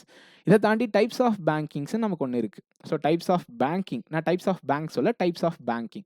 Shadow பேங்கிங்னா என்ன? இஸ்லாமியா பேங்கிங்னா என்ன? ரீட்டைல் பேங்கிங்னா என்ன? ஹோல்சேல், யூனிவர்சல், இது மாதிரி நிறைய போயிட்டே இருக்கும். கரெக்டா? ஓகே. இதெல்லாம் கண்டிப்பா தெரிஞ்சிருக்கணும். அதுக்கு அடுத்த பாயிண்ட் சிபிஎஸ் அப்படின்னா என்ன? அப்படின்னா உள்ள வராதவங்களுக்கு கண்டிப்பா தெரியாது. பேங்கிங் ஃபீல்ட்ல உள்ள வராதவங்களுக்கு தெரியாது. பட் கண்டிப்பா கேள்விப்பட்டிருப்பீங்க. சிபிஎஸ்னா என்ன? கோர் பேங்கிங் சொல்யூஷன்ஸ் அப்படின்னு எல்லாருமே பார்த்துருப்போம். ஆக்சுவலா இந்த கோருக்கு ஒரு ஃபுல் ஃபார்ம் இருக்கு. அது என்னன்றதை கண்டிப்பா படிச்சுட்டு போங்க. எனக்கு மறந்துச்சு. ஸோ கோர் பேங்கிங் சொல்யூஷன் அப்படின்றது இதுக்கு என்ன மீனிங் அப்படின்னா, இப்போ ஒரு பேங்க்ல ஒரு பிரான்ச்ல உங்களுக்கு அக்கௌண்ட் இருக்குன்னா, அந்த பேங்க் எங்கெங்கெல்லாம் இந்தியா ஃபுல்லா இருந்தாலுமே உங்களோட இன்ஃபர்மேஷனை அங்கே அக்சஸ் பண்ண முடியும். ஸோ இங்கே இருக்க இன்ஃபர்மேஷன் எல்லாமே என்ன இருக்கும்? ஒரு இன்டர்லிங்க்டா இருக்கும். அது பேர் தான் கோர் பேங்கிங் சொல்யூஷன்ஸ். ஸோ ஒரு பேங்க் ஒன்று யூஸ் பண்ணுவாங்க. ஃபினாக்கல் யூஸ் பண்ணுற பேங்க்ஸ் இருக்கு, பேங்க்ஸ் லிங்க் யூஸ் பண்ணுற பேங்க்ஸ் இருக்கு. ஸோ எல்லாமே என்னது? Types of CBS. Okay. Okay. அதுக்கு அடுத்து சிகேஒய்சிக்கும் ரீகேஒய்சிக்கும் வித்தியாசம் தெரியணும். இதெல்லாம் ஏன்டா படிக்கணும் அப்படின்னு கேட்டிங்கன்னா, இப்போ ஆர்பிஐ என்ன மாங்குமான்னு கத்துறாங்க? இதுதான் பண்ண சொல்றாங்க. சிகேஒய்சி பண்ணுங்க, ரீகேஒய்சி பண்ணுங்க. லாஜிக்கா யோசிங்க. எதுக்காக இந்த நியூஸ்லாம் கரண்ட் அஃபேர்ஸ்ல வருதுன்னு பார்த்தீங்கன்னா, பிஎம்ஜேடிஒய் அக்கவுண்ட் ஓப்பன் பண்ணாங்க. எப்போ? 2014 ஓப்பன் பண்ணாங்க. இன்னைக்கு எத்தனை? 2025. எத்தனை வருஷம் ஆச்சு? 11 வருஷம் ஆச்சு. 11 வருஷம். ஆனா ரீகேஒய்சி பண்றதுக்கான டைம் வந்து இது actually low risk, medium risk, high risk கேட்டகரின்னு பிரிப்பாங்க. லோ ரிஸ்க் கேட்டகரிஸ் 10 வருஷத்துக்கு ஒரு டைம் பண்ணும். மீடியம் ரிஸ்க் கேட்டகரிஸ் 8 வருஷத்துக்கு ஒரு டைம் பண்ணும். ஹை ரிஸ்க் கேட்டகரிஸ் 2 இயர்ஸ்க்கு ஒன்ஸ் பண்ணும். லோ ரிஸ்க் கேட்டகரி தான் எல்லாருக்குமே பிஎம்ஜேடிஒய் ஓப்பன் பண்ணும். ஆனா 10 வருஷம் முடிஞ்சிச்சுல, யாருமே ரீகேஒய்சி பண்ணல. இதுக்காக தான் ஆர்பிஐ மாங்கன்னு கத்துறாங்க. அதனால தான் நியூஸ்ல வருது. புரியுதா? Okay. Again another important topic. இது தெரியாம உள்ள போனீங்கன்னா அவங்கள வச்சு செஞ்சு அனுப்புவாங்க. ஸோ ஏன்னா மோஸ்ட் ஆஃப் த ஆர்ஆர்பிஸ்னோட டார்கெட்டே வந்து இதுதான். நான் இப்போ சொல்ல போகிறது தான் எஃப்ஐ. ஸோ ஃபினான்ஷியல் இன்க்ளூஷன்னா என்ன அப்படின்னு தெரியாமல் போனீங்கன்னா அவங்க விதவிதமாக சோப்பு சிப்பு கண்ணாடி மாதிரி எல்லா கேள்வியும் கேட்பாங்க உங்ககிட்ட. ஸோ பிஎம்ஜேடிஒய் இதில் என்னென்ன ஃபீச்சர்ஸ் இருக்குது சொல்லுவீங்க. அதாவது நம்மளே தான் எடுத்து கொடுப்போம். 10,000 ஓடி கொடுப்பாங்க சார். ஓடினா என்னப்பா தம்பி அப்படின்னு கேட்பாங்க. கரெக்டாக நம்மளே தான் எடுத்து கொடுப்போம். ஓகே. ஃபினான்ஷியல் இன்க்ளூஷன்னா என்ன அப்படின்னு கேட்பாங்க. அப்படின்னா என்ன டெஃபினேஷன் தெரிஞ்சிருக்கணும். நம்ம என்ன பண்ணுவோம்? திரும்ப இந்த ஸ்கீம் பேரே சொல்லுவோம். JDY, JJBY are financial inclusion scheme sir அப்படின்னு சொல்லிட்டு. ஸோ ஃபினான்ஷியல் இன்க்ளூஷன் வேறு, ஃபினான்ஷியல் அவேர்னஸ் வேறு. ரெண்டுத்துக்கும் டிஃபரன்சியேஷன் தெரிஞ்சுக்குங்க. அடுத்து பிஎம்ஜேஜேபிஒய்னா என்ன? எஸ்பிஒய்னா என்ன, இதனோட ப்ரீமியம் அமௌண்ட் எவ்வளோ, இன்சூரன்ஸ் கவரேஜ் எவ்வளோ, ஏஜ் என்ட்ரி லிமிட் எவ்வளோ, எல்லாமே தெரிஞ்சிருக்கணும். அவங்க ஒன்லைனில் தான் கேட்பாங்க. பிஎம்ஜேஜிபி இன்சூரன்ஸ் தெரியுமா? தெரியும். எவ்வளோ ப்ரீமியம்? 436. எத்தனை வயசு வரைக்கும் என்ட்ரு ஆக முடியும்? 18லேருந்து 50 வயசு வரைக்கும் என்ட்ரு ஆக முடியும். ஓகே, எது வரைக்கும் இன்சூரன்ஸ் கவர் பண்ணுவாங்க? 55 வயசு வரைக்கும் எக்ஸ்டெண்ட் பண்ணிக்கலாம். ஆனால் நம்மளுங்க என்ன நினச்சிருப்பாங்க? 50 வயசு வரைக்கும் தான் பண்ண முடியும் அப்படின்னு நினைப்போம். ஆனால் நீங்கள் ஆல்ரெடி 50 வயசுக்கு முன்னாடி என்ட்ரு ஆகிட்டீங்க அப்படின்னா 55 வயசு வரைக்கும் உங்களுக்கு இன்சூரன்ஸ் கவரேஜ் வந்து ரினியூவல் பண்ணிட்டு போகலாம். எஸ்பிஐக்கு லிமிட் என்ன? 18லேருந்து 70 வயசு. கரெக்டாக? ஸோ இது ரெண்டுத்துக்குமே 2 lakhs தான். எஸ்பிஐன்றது ஆக்சிடென்ட் இன்சூரன்ஸ் கவரேஜ். இதுக்கு வந்து ப்ரீமியம் வந்து 20 ரூபா. இதுக்கு வந்து 436 ரூபா. ஸோ எல்லாமே தெரிஞ்சுக்கணும். அதுக்கடுத்து வந்து ஏபிஒய்னா என்ன, சுகன்யா சம்ரிதி யோஜனானா என்ன, சீனியர் சிட்டிசன் சேவிங் ஸ்கீம்னா என்ன, ஸோ எல்லாமே தெரிஞ்சுக்கணும். So senior citizen saving scheme, எஸ்சிஎஸ்எஸ்னா என்ன, ஸோ எல்லாமே தெரிஞ்சுக்குங்க. ஓகே, இது வரைக்கும் கண்டிப்பாக இந்த பாயிண்ட் படிக்காமல் போயிடாதீங்க. கண்டிப்பாக இதுலேருந்து கேள்வி கேட்பாங்க. ஓகேவா? ஓகே, ஜென்ரலாக பேசிட்டு இருக்கப்போ இந்த பாயிண்ட்லாம் வெளில வரும். அடுத்து நபார்டனோட ரோல் என்ன, அதெல்லாம் ஸ்டார்டிங்கில் சொல்லிட்டேன். ஸோ நபார்டனோட ரோல் வந்து ஆர்ஆர்பிஸில் என்னன்றது கண்டிப்பாக புரிஞ்சுக்கணும். ஸோ ரீஃபைனான்சிங்னா என்னன்னு வந்து நம்ம ஆளுங்க நம்ம ஒரு தாட் வச்சுருப்போம். ஆனால் ஆக்சுவலாக ரீஃபைனான்சிங்கிறது வேறு. கூகுளில் சர்ச் பண்ணி படிங்க. இந்த டேர்ம் கிடையாது. ஆனால் நீங்கள் அப்படி எதாவது எப்படி வேணாலும் புரிஞ்சுக்கலாம்ல. நம்மளாம் என்ன பண்ணாங்கன்னா, ஒரு பேங்க் இருக்குது, அந்த பேங்க்கில் நான் ஒரு லோன் வாங்கினேன். இந்த லோன் அடைக்கிறதுக்காக இன்னொரு பேங்க்லேருந்து லோன் வாங்கினா அதான் ரீஃபைனான்சிங் அப்படின்னு சொல்லிட்டு ஒரு டேர்ம் இருக்குது. ஆனால் அது ரீஃபைனான்சிங் நபார்டனோட ரோல் கிடையாது. ஸோ ரீஃபைனான்சிங் நபார்டனோட ரோல் வந்து வேறு ரீஃபைனான்சிங் அப்படின்னா என்னன்றதை தேடி படிங்க. ஓகேவா? ஓகே, அடுத்த முக்கியமான டேர்ம் ஸ்பான்சர் பேங்க்ஸ்லாம் என்னென்ன ரோல்ஸ் பண்ணுறாங்க அப்படின்றதெல்லாம் தெரிஞ்சுக்கணும். ஸோ அதெல்லாம் தெரிஞ்சுங்க. ஸோ இந்தியன் பேங்க் தான் வந்து தமிழ்நாடு கிராம பேங்கோட ஸ்பான்சர் பேங்க். ஓகேவா? ஓகே, அடுத்து வந்து என்பிஏ. ஸோ என்பிஏ அப்படின்ற பாயிண்ட் வந்து எல்லாருக்குமே சுற்றி சுற்றி கேட்டிருப்பாங்க. நம்மளும் என்ன பண்ணுறோன்னா, அப்படின்னா என்ன அப்படின்னு சிம்பிளாக படிச்சுட்டு போயிருக்கலாம். ஆனால் நம்ம என்ன பண்ணுறோம், ரொம்ப டீப்பாக போய் சர்ஃபேஸ் எத்தனை நாளில் பேப்பரில் லிஸ்ட் பண்ணுவாங்க, எத்தனை நாளில் நோட்டீஸ் அனுப்புவாங்க, எனக்கு புரியுது. அதெல்லாம் வந்து ஒரு கியூரியாசிட்டி தான். பட் அப்படி படிக்க போயிட்டு அப்படின்னா என்னன்னே தப்பாக படிக்கணும்ல, அந்த பாயிண்ட் தப்புன்னு சொல்ல வரேன். அவங்க சர்ஃபேசி ஆக்ட்னா என்னன்னு கேட்டாங்களா? சர்ஃபேசி ஆக்ட்னா இதுதான். ஸோ அசட்டை வந்து இது பண்ணி சீஸ் பண்ணி அசட் ரிகன்சன்ஸ் கம்பெனிக்கிட்ட விற்பாங்க. அதுக்கப்புறம் அது வந்து லோனை வந்து ரீபே பண்ணுறதுக்கு வந்து பேங்க்குக்கு வந்து இது பண்ணும். அவ்வளோதான். எப்படி சிம்பிளாக சொல்கிறது எப்படி இருக்குது. நீங்கள் ரொம்ப டீப்பாக போனீங்க அப்படின்னா உங்களுக்கு நிறைய விஷயம் தெரியா என்ன ஆகுனா, ஓகே இவ்வளோலாம் தெரியுமா, அப்போ இன்னும் கேள்வி கேட்போம் அப்படின்ற பாயிண்ட் அவங்களுக்கு தோணும். ஓகே, ஸோ என்பிஏனா என்ன, ஸோ இதனுடைய கிளாசிஃபிகேஷன் இருக்குது. கரெக்டாக?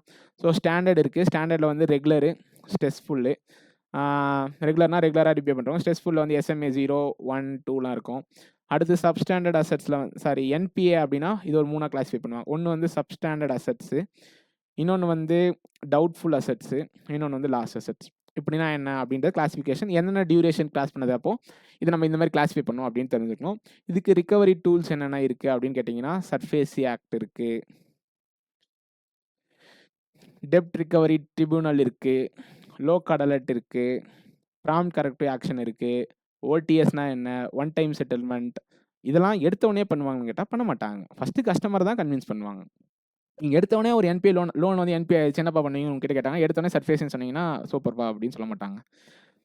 ஸோ இதெல்லாம் போகிறதுக்கு முன்னாடி நிறைய ப்ராசஸ் வந்து நம்ம எல்லாமே ட்ரை பண்ணதுக்கப்புறம் தான் என்ன ஆகும், அது என்பிஏவாக மாறும். அதுக்கப்புறம் திரும்ப ரிகவரி ஃபாலோ பண்ணிகிட்டே தான் இருப்பாங்க. அதுக்கப்புறம் என்ன ஆகும், இந்த ப்ராசஸ்லாம் ரீச் பண்ணுவாங்க. ஓகே, எந்த ஃபீல்டில் வந்து என்பிஏ அதிகமாக இருக்குது அப்படின்னு செக் பண்ணிட்டு போங்க. எந்த ஃபீல்டில் என்பிஏ அதிகமாக இருக்குது, அக்ரிகல்ச்சரா, எஸ்எம்இ லோனா, இல்லை எஸ்ஹெச்ஜி குரூப்ஸ் லோனா, என்ன லோன்ஸ் வந்து அதிகமாக என்பிஏ நடக்குது அப்படின்ற பாயிண்ட்டு தெரிஞ்சுட்டு போங்க. ஸோ சிபில்னா என்ன, கிரிஃப்னா என்ன, இதனோட குட் ஸ்கோர் என்ன, எந்த ரேஞ்சில் இருக்கும் ஸ்கோரு, எல்லாமே தெரிஞ்சுக்கணும். ஓகே, இப்போ வந்து நான் ஒரு விஷயத்தை சொல்கிறேன், நீங்கள் யோசிக்கக்கூடாது. ஜென்ரலாக ஆர்ஆர்பிஸ்ன்னு வந்துட்டாலே ஆர்ஆர்பினோட மெயின் டார்கெட் என்ன, ரூரல் ஏரியாஸ். ரூரல் ஏரியாஸில் என்ன பண்ணுறாங்க மோஸ்ட்டாக, ஒன்று அன்ஆர்கனைஸ்டு ஒர்க்கர்ஸ் இருப்பாங்க, இல்லை அக்ரிகல்ச்சர் பீப்புள் இருப்பாங்க. கரெக்டாக? ஸோ அக்ரிகல்ச்சர் ஒர்க்கர்ஸ் இருக்காங்கன்னா கண்டிப்பாக அக்ரிகல்ச்சர் கொஸ்டின் எக்ஸ்பெக்ட் பண்ணலாம். இது கேட்காமலாம், அதாவது நான் இன்ஜினியரிங் தான் படித்தேன், நான் வேறு டிகிரி படித்தேன், அப்போ உங்கள் ஊரில் விவசாயம் பண்ணுறாங்களா, உங்கள் வீட்டில் விவசாயம் பண்ணுறாங்களா, அப்போ கண்டிப்பாக கேட்பாங்க.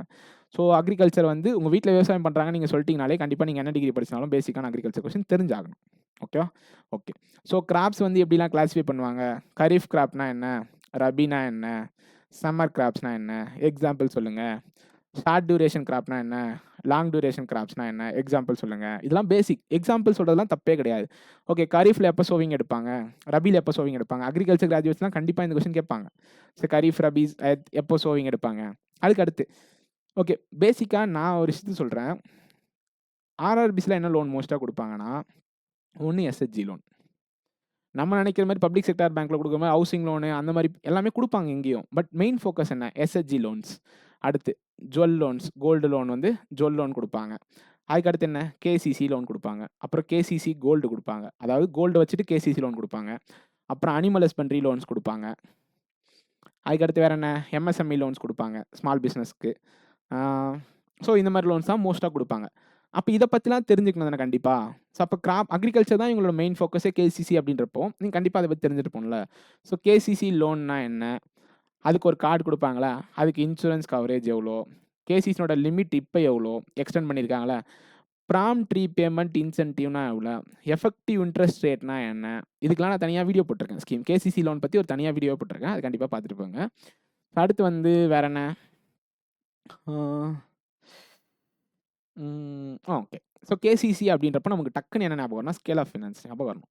ஸோ ஸ்கேல் ஆஃப் ஃபினான்ஸ்னா என்ன? யூனிட் காஸ்ட்னா என்ன? ரெண்டுமே வேற ஒரு term. So unit cost is fixed by NABARD and scale of finance is decided by district level technical committee and announced by state level technical committee, and it was used for calculation of KCC loan.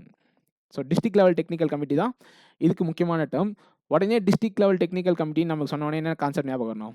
Lead bank scheme ஞாபகம் வரணும். So lead bank scheme is mandatory. So கண்டிப்பாக படிச்சுட்டு போகணும். So lead bank scheme வந்து ரொம்ப ரொம்ப important. Okay, அடுத்து இதெல்லாம் அக்ரிகல்ச்சர் வீக்கர் செக்ஷன் அப்படின்னு பேசுகிறப்ப நம்ம என்ன வரும்? ப்ரியாரிட்டி செக்டார் லெண்டிங்க்கு வந்துடும். ஸோ ப்ரியாரிட்டி செக்டார் லெண்டிங்னா என்ன? நான் அகைன் சொல்கிறேன், what is priority sector lending கேட்டால் அதுக்கான பதில் மட்டும் சொல்லுங்கள். அக்ரிகல்ச்சர் வீக்கர் செக்ஷன், அப்புறம் என்ன என்டர்பிரைசஸ், மைக்ரோ என்டர்பிரைசஸ் அப்படின்னு சொல்லாதீங்க. அப்படின்னா என்ன? அதாவது அவங்களுக்கு மோஸ்ட்டாக லோன் ஃபெசிலிட்டிஸ் போய் ரீச் ஆகிறது இல்லை.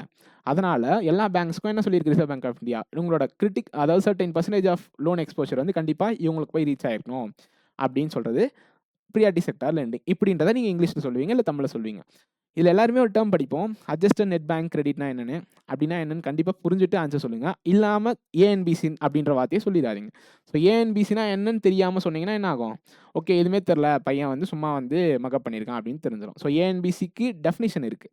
அப்படின்னா என்னன்னு சொல்லுங்கள். அகைன் நான் சொல்கிறேன், யூஸ் பண்ணுற டெக்னிக்கல் டேர்ம்ஸ் ரொம்ப நல்லா தெரியும் அப்படின்றப்ப கண்டிப்பாக யூஸ் பண்ணுங்கள். இல்லைனா கண்டிப்பாக யோசிச்சு வேறு ஆல்டர்னேட்டிவ் ஃபார்ம்ஸை யூஸ் பண்ணுங்கள். அடுத்து so priority sector lending certificate இருக்குது. அதில் 4 கேட்டகரி இருக்குது. ஸோ அது படிக்கலாம். அடுத்து வீக்கர் செக்ஷன் அப்படின்னு நம்ம ஒரு பாயிண்ட் சொல்லுவோம். ஆனால் வீக்கர் செக்ஷனை நம்ம என்ன நினச்சிருப்போம்? நம்ம ஒரு பாயிண்ட் நினச்சிருப்போம். ஆக்சுவலாக வீக்கர் செக்ஷனுக்கு வேறு மீனிங் இருக்குது. ஸோ வீக்கர் செக்ஷன் என்னென்ன கேட்டகரி பீப்புள்ஸ் வந்து அதாவது கவர் ஆவாங்க. இப்போ ஆர்டிஷியன்ஸ் வருவாங்க, அன்ஆர்கனைஸ்ட் ஒர்க்கர்ஸ் வருவாங்க. ஸோ இதெல்லாம் வந்து வீக்கர் செக்ஷன் கீழே வருவாங்க. ஸோ இவங்களை வந்து எப்படி சொல்லணும் அப்படின்றதெல்லாம் தெரிஞ்சுக்கணும். ஓகேவா? அடுத்து DSIBs, domestically systemic important banks என்ன? இன்சூரன்ஸ் கம்பெனிஸ் என்ன? இப்போ கரண்ட் அஃபேர்ஸில் கூட படிச்சிருப்பீங்க. SBI, HDFC, ICICI bank. Insurance companies என்னென்னு படிங்க. LIC, அப்புறம் ஜென்ரல் இன்சூரன்ஸ் கம்பெனி, இன்னொன்று வேறு எதுவும் இன்சூரன்ஸ் கம்பெனிஸ்லாம் வரும். இதெல்லாம் வந்து domestically systemic important insurance companies. இது வந்து domestically systemic important banks. So அதுக்கு டேர்ம்ஸ், அதுக்கு டெஃபினேஷன்லாம் இருக்குது.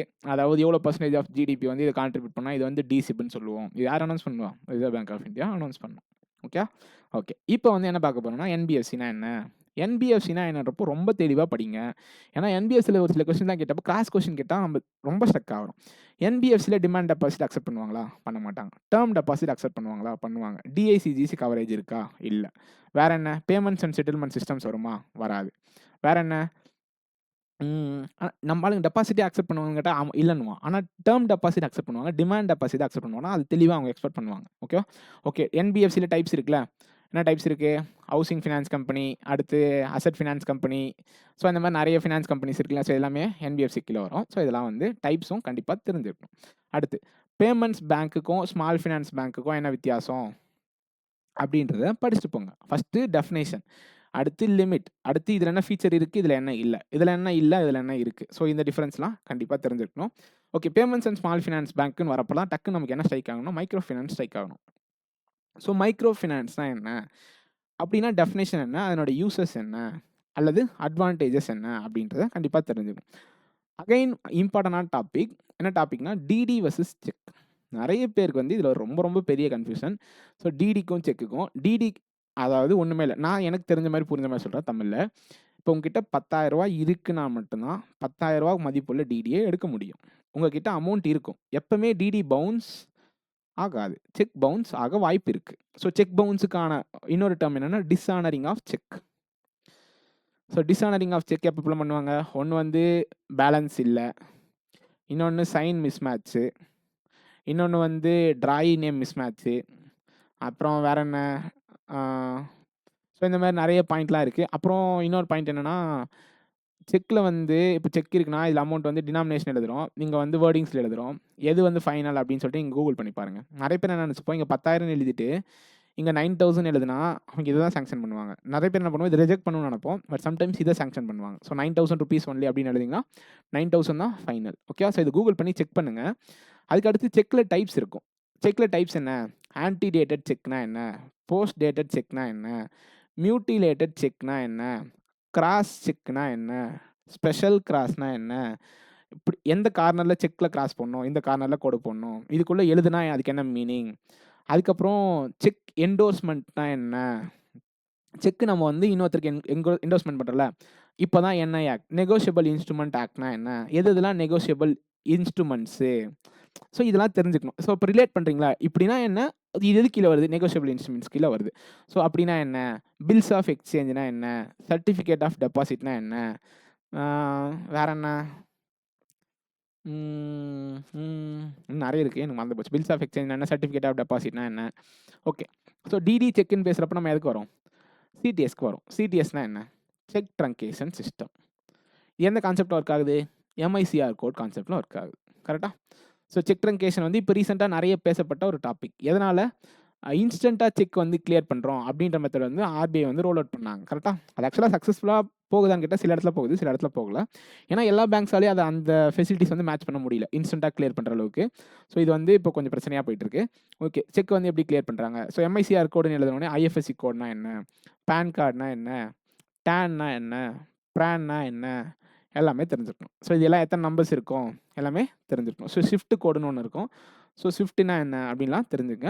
அடுத்து டெபிட் கார்டுக்கும் கிரெடிட் கார்டுக்கும் என்ன வித்தியாசம், இதெல்லாம் நான் இவ்வளோ நேரம் ஏன் சொல்கிறேன் அப்படின்னா, 1 லைனரோ 2 லைனரோ 3 லைனரோ அப்படின்னா என்னன்றதை நீங்கள் படித்து நோட்ஸ் எடுத்துகிட்டு அதுக்கப்புறமா அதை ப்ரிப்பேர் பண்ணுங்கள். அகைன் சொல்லி பாருங்கள். ஏன்னா அங்கே போய் ஸ்பாட்டில் போயிட்டு ஒரு தெரிஞ்ச விஷயத்தை நீங்கள் சென்டென்ஸ் ஃப்ரேம் பண்ண நினச்சிங்கன்னா தப்பாக ஃப்ரேம் பண்ணுவீங்க. நான் திரும்ப அந்த பாயிண்ட்டை சொல்லிட்டேன். அடுத்து ரூபேக்கும் மாஸ்டர் கார்டுக்கும் என்ன வித்தியாசம், விசாக்கும் என்ன வித்தியாசம், எந்தெந்த கண்ட்ரீஸ்லாம் ரூபே கார்டு அக்செப்ட் பண்ணுறாங்க. ஸோ இது வந்து தெரிஞ்சுக்கணும்.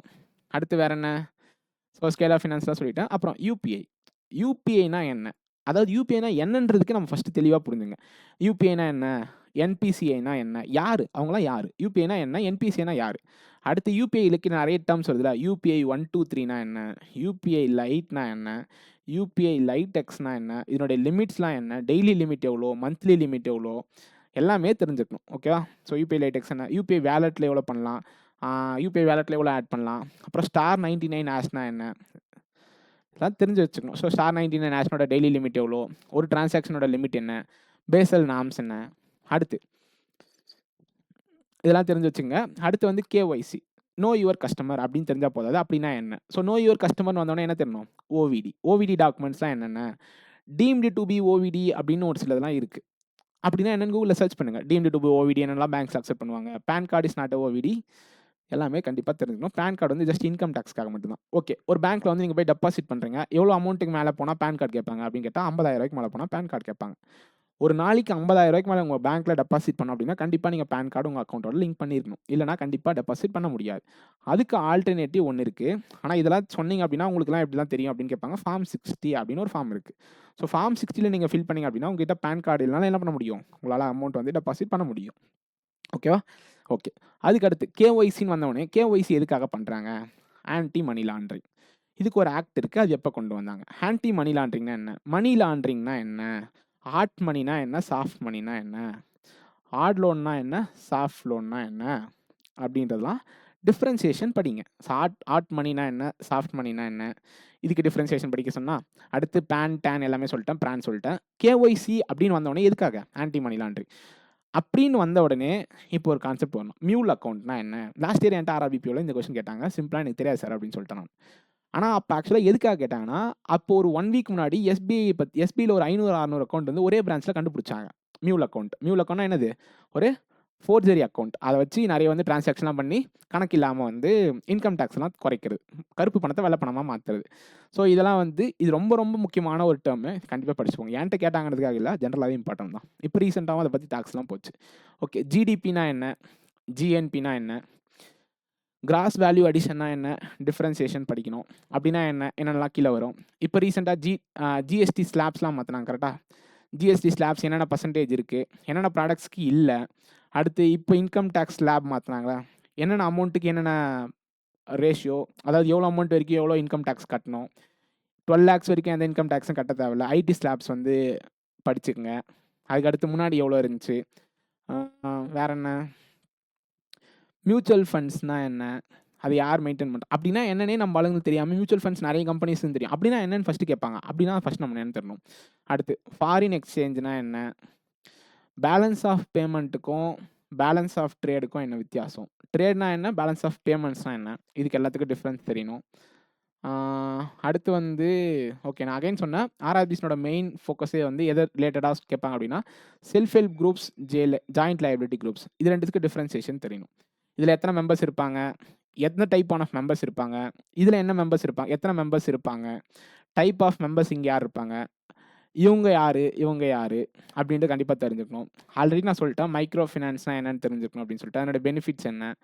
ஓகே, அக்ரி கிராஜுவேட்டு தான் இதெல்லாம் தெரிஞ்சுக்கணும் அப்படின்னு கேட்டால் அதெல்லாம் கிடையாது. நான் ஒரு பாயிண்ட்ஸ் தான் சொல்கிறேன். கம்போஸ்டிங்னா என்ன, கண்டிப்பாக அக்ரி கிராஜுவேட்ஸ்க்கு எல்லாம் தெரிஞ்சுக்கணும், கண்டிப்பாக கேட்பாங்க. கம்போஸ்டிங்னா என்ன, ப்ராப்ளமேட்டிக் சாயில்ஸ்னால் என்ன, ரெக்ளமேஷன் என்ன, ட்ரிப் இரிகேஷன்னா என்ன, ஸ்ப்ரிங்க்லர்னா என்ன, அடுத்து முத்ரா லோன்ஸ்னால் என்ன. முத்ரா லோன்ஸ் வந்து எல்லா ஆர்ஆர்பிஸ்லையும் கொடுக்குறாங்க. ஸோ முத்ரா லோன்ஸ் வந்து ரொம்ப ரொம்ப இம்பார்ட்டன்ட். இப்போ என்ன வந்துச்சு, சிசு, கிஷோர், தருண் ப்ளஸ் வந்து ஒரு கேட்டகரி வந்துச்சு. அதனோட லிமிட் என்ன, 20 lakhs. அடுத்து வந்து டே என்ஆர்எல்எம் படிச்சிருக்குமா. ஸோ டே என்ஆர்எல்எம் கீழே தான் என்னது, இப்போ வந்து எஸ்ஹெச்ஜிக்கு லோன்ஸ் கொடுக்குறாங்க. ஸோ டே என்ஆர்எல்எம் கீழே தான் நம்ம எஸ்ஹெச்ஜி லோன்ஸே கொடுக்குறோம். கண்டிப்பாக இந்த ஸ்கீம்னா என்னென்னு தெரிஞ்சுக்கணும். அடுத்து எம்எஸ்பினா என்ன, எஃப்ஆர்பினா என்ன, ஒயிட் ரெவல்யூஷன்னா என்ன, க்ரீன் ரெவல்யூஷன்னா என்ன, எம்எஸ் சுவாமிநாதன் யார், அப்புறம் நேஷனல் கமிஷன் ஆன் ஃபார்மர்ஸ் எங்கே இருக்குது, ரூரல் இன்ஃப்ராஸ்ட்ரக்சர் டெவலப்மெண்ட் ஃபண்ட்னா என்ன, அடுத்து லீட் பேங்க் ஸ்கீம் ஆல்ரெடி சொல்லிட்டேன். அப்புறம் ஸ்மால் சேவிங் ஸ்கீம்ஸ் இருக்குல்ல, Kisan Vikas Patra, Sukanya Samriddhi Yojana, senior citizen saving scheme, இது எத்தனை பர்சன்டேஜ், 7.5% ஐ திங்க். 115 மாதத்தில் நீங்கள் போட்ட அமௌண்ட் டபுளாக மாறும் கரெக்டாக. ஓகே, இதெல்லாம் தெரிஞ்சுக்கங்க.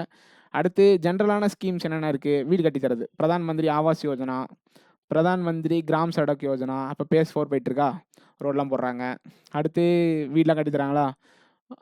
ஜென்ரலாக ஒரு சில ஸ்கீம்ஸ்லாம் தெரிஞ்சிருக்கணும், அதெல்லாம் தெரிஞ்சுங்க. அடுத்து லீட் பேங்க் ஸ்கீம் ஆல்ரெடி சொல்லிட்டேன். அடுத்து பிஸ்னஸ் கரஸ்பாண்டன்ட்னா என்னென்னு படிச்சுட்டு போங்க. அது ஆக்சுவலாக பேங்கிங் கரஸ்பாண்டன்ட் கிடையாது, அது பேர் பிஸ்னஸ் கரஸ்பாண்டன்ட். இந்த டேர்ம் வந்து அங்கே போய் சொல்லி மாட்டிக்காதீங்க, அது தப்பு. ஸோ டிஎல்டிசினா என்ன, ஓடினா என்ன, டிடினா என்ன, ரெண்டு ரைமிங்காக இருக்கும். ஆனால் ஓடி வேறு, டிடி வேறு. ஓடினா லோனு, டிடினா நீங்கள் எடுக்கிற வந்து செக் டைப்ஸு. அடுத்து அக்ரிகல்ச்சர் கிராப்பிங் சீசன்ஸ் வந்து கண்டிப்பாக படிக்கணும்னு சொல்லிட்டு, அக்ரிகல்ச்சர் கிராப்ஸ் உங்கள் ஊரில், அதாவது நீங்கள் உங்கள் வீட்டில் பயிர் வைக்கிறாங்க, நீங்கள் ஒரு ஊர்லேருந்து வரீங்க. இப்போ எக்ஸாம்பிளுக்கு தஞ்சாவூர்னு சொல்லிட்டிங்கன்னா என்ன பண்ணுவாங்க, கண்டிப்பாக டெல்டா ரீஜன் சொல்லிட்டு ரைஸை பற்றி கேட்பாங்க. ஸோ கண்டிப்பாக நீங்கள் சொல்லி தான் ஆகணும். நீங்கள் அக்ரிகல்ச்சரே படிக்கல அப்படின்னாலும் பேசிக்கான கொஸ்டின்ஸ்க்குலாம் ஆன்சர் சொல்லி தான் ஆகணும். அடுத்து பிஎம்எஃபிஒய்னா என்ன, பிஎம் கிசான்னா என்ன, இகேஒய்சினா என்ன. நான் அகைன் சொல்லிட்டேன், சொல்கிற டேர்மை ஒன்றுத்தையும் யோசிச்சு சொல்லுங்கள். ஜென்ரலாக தெரியும் தெரியாதுன்ற மாதிரி சொல்லிடாதீங்க. என்ஆர்இனா என்ன, என்ஆர்ஓனா என்ன, Mahatma Gandhi national rural employment ஸ்கீமுக்கு புது பேர் சொன்னாங்க. அந்த புது பேர் என்ன, 100 நாள்லேருந்து எத்தனை நாளாக மாற்றினாங்க, இந்த கேள்வி கேட்கலாம். பேலன்ஸ் ஷீட்னா என்ன, எக்கனாமிக் ஸ்டூடெண்ட் மட்டும் தான் கேட்பாங்களா, காமர்ஸ் ஸ்டூடெண்ட் மட்டும் தான் கேட்பாங்களா, அப்படிலாம் கிடையாது. பேலன்ஸ் ஷீட்னா என்னப்பா தம்பி தெரியுமா, தெரியாது சார். ப்ராஃபிட் லாஸ் ஸ்டேட்மெண்ட்னா என்ன தெரியுமா, தெரியாது சார். அப்படிலாம் சொல்லக்கூடாது, கண்டிப்பாக தெரிஞ்சுக்குங்க. அடுத்து வந்து ஒரு சில கொஸ்டின்ஸ்லாம் இப்போ இன்கேஸ் கேட்க மாட்டாங்க. நான் ஃபஸ்ட்டே சொல்லிட்டேன், இந்த மாதிரி கான்ட்ரவர்சி கொஸ்டின்ஸ்லாம் உள்ளே போகாதீங்க, ஃபஸ்ட்டு பேசிக்கான பேங்க் அவேர்னஸ் தெரிஞ்சுங்க அப்படின்னு சொல்லிட்டு. அப்படி கேட்டாங்கன்னா என்னன்னா, எனக்கு தெரியாது சார்னு சொல்லுவோம். அப்படி சொல்ல ட்ரை பண்ணாலும் பயாஸ்டான ஆன்சர் சொல்லக்கூடாது.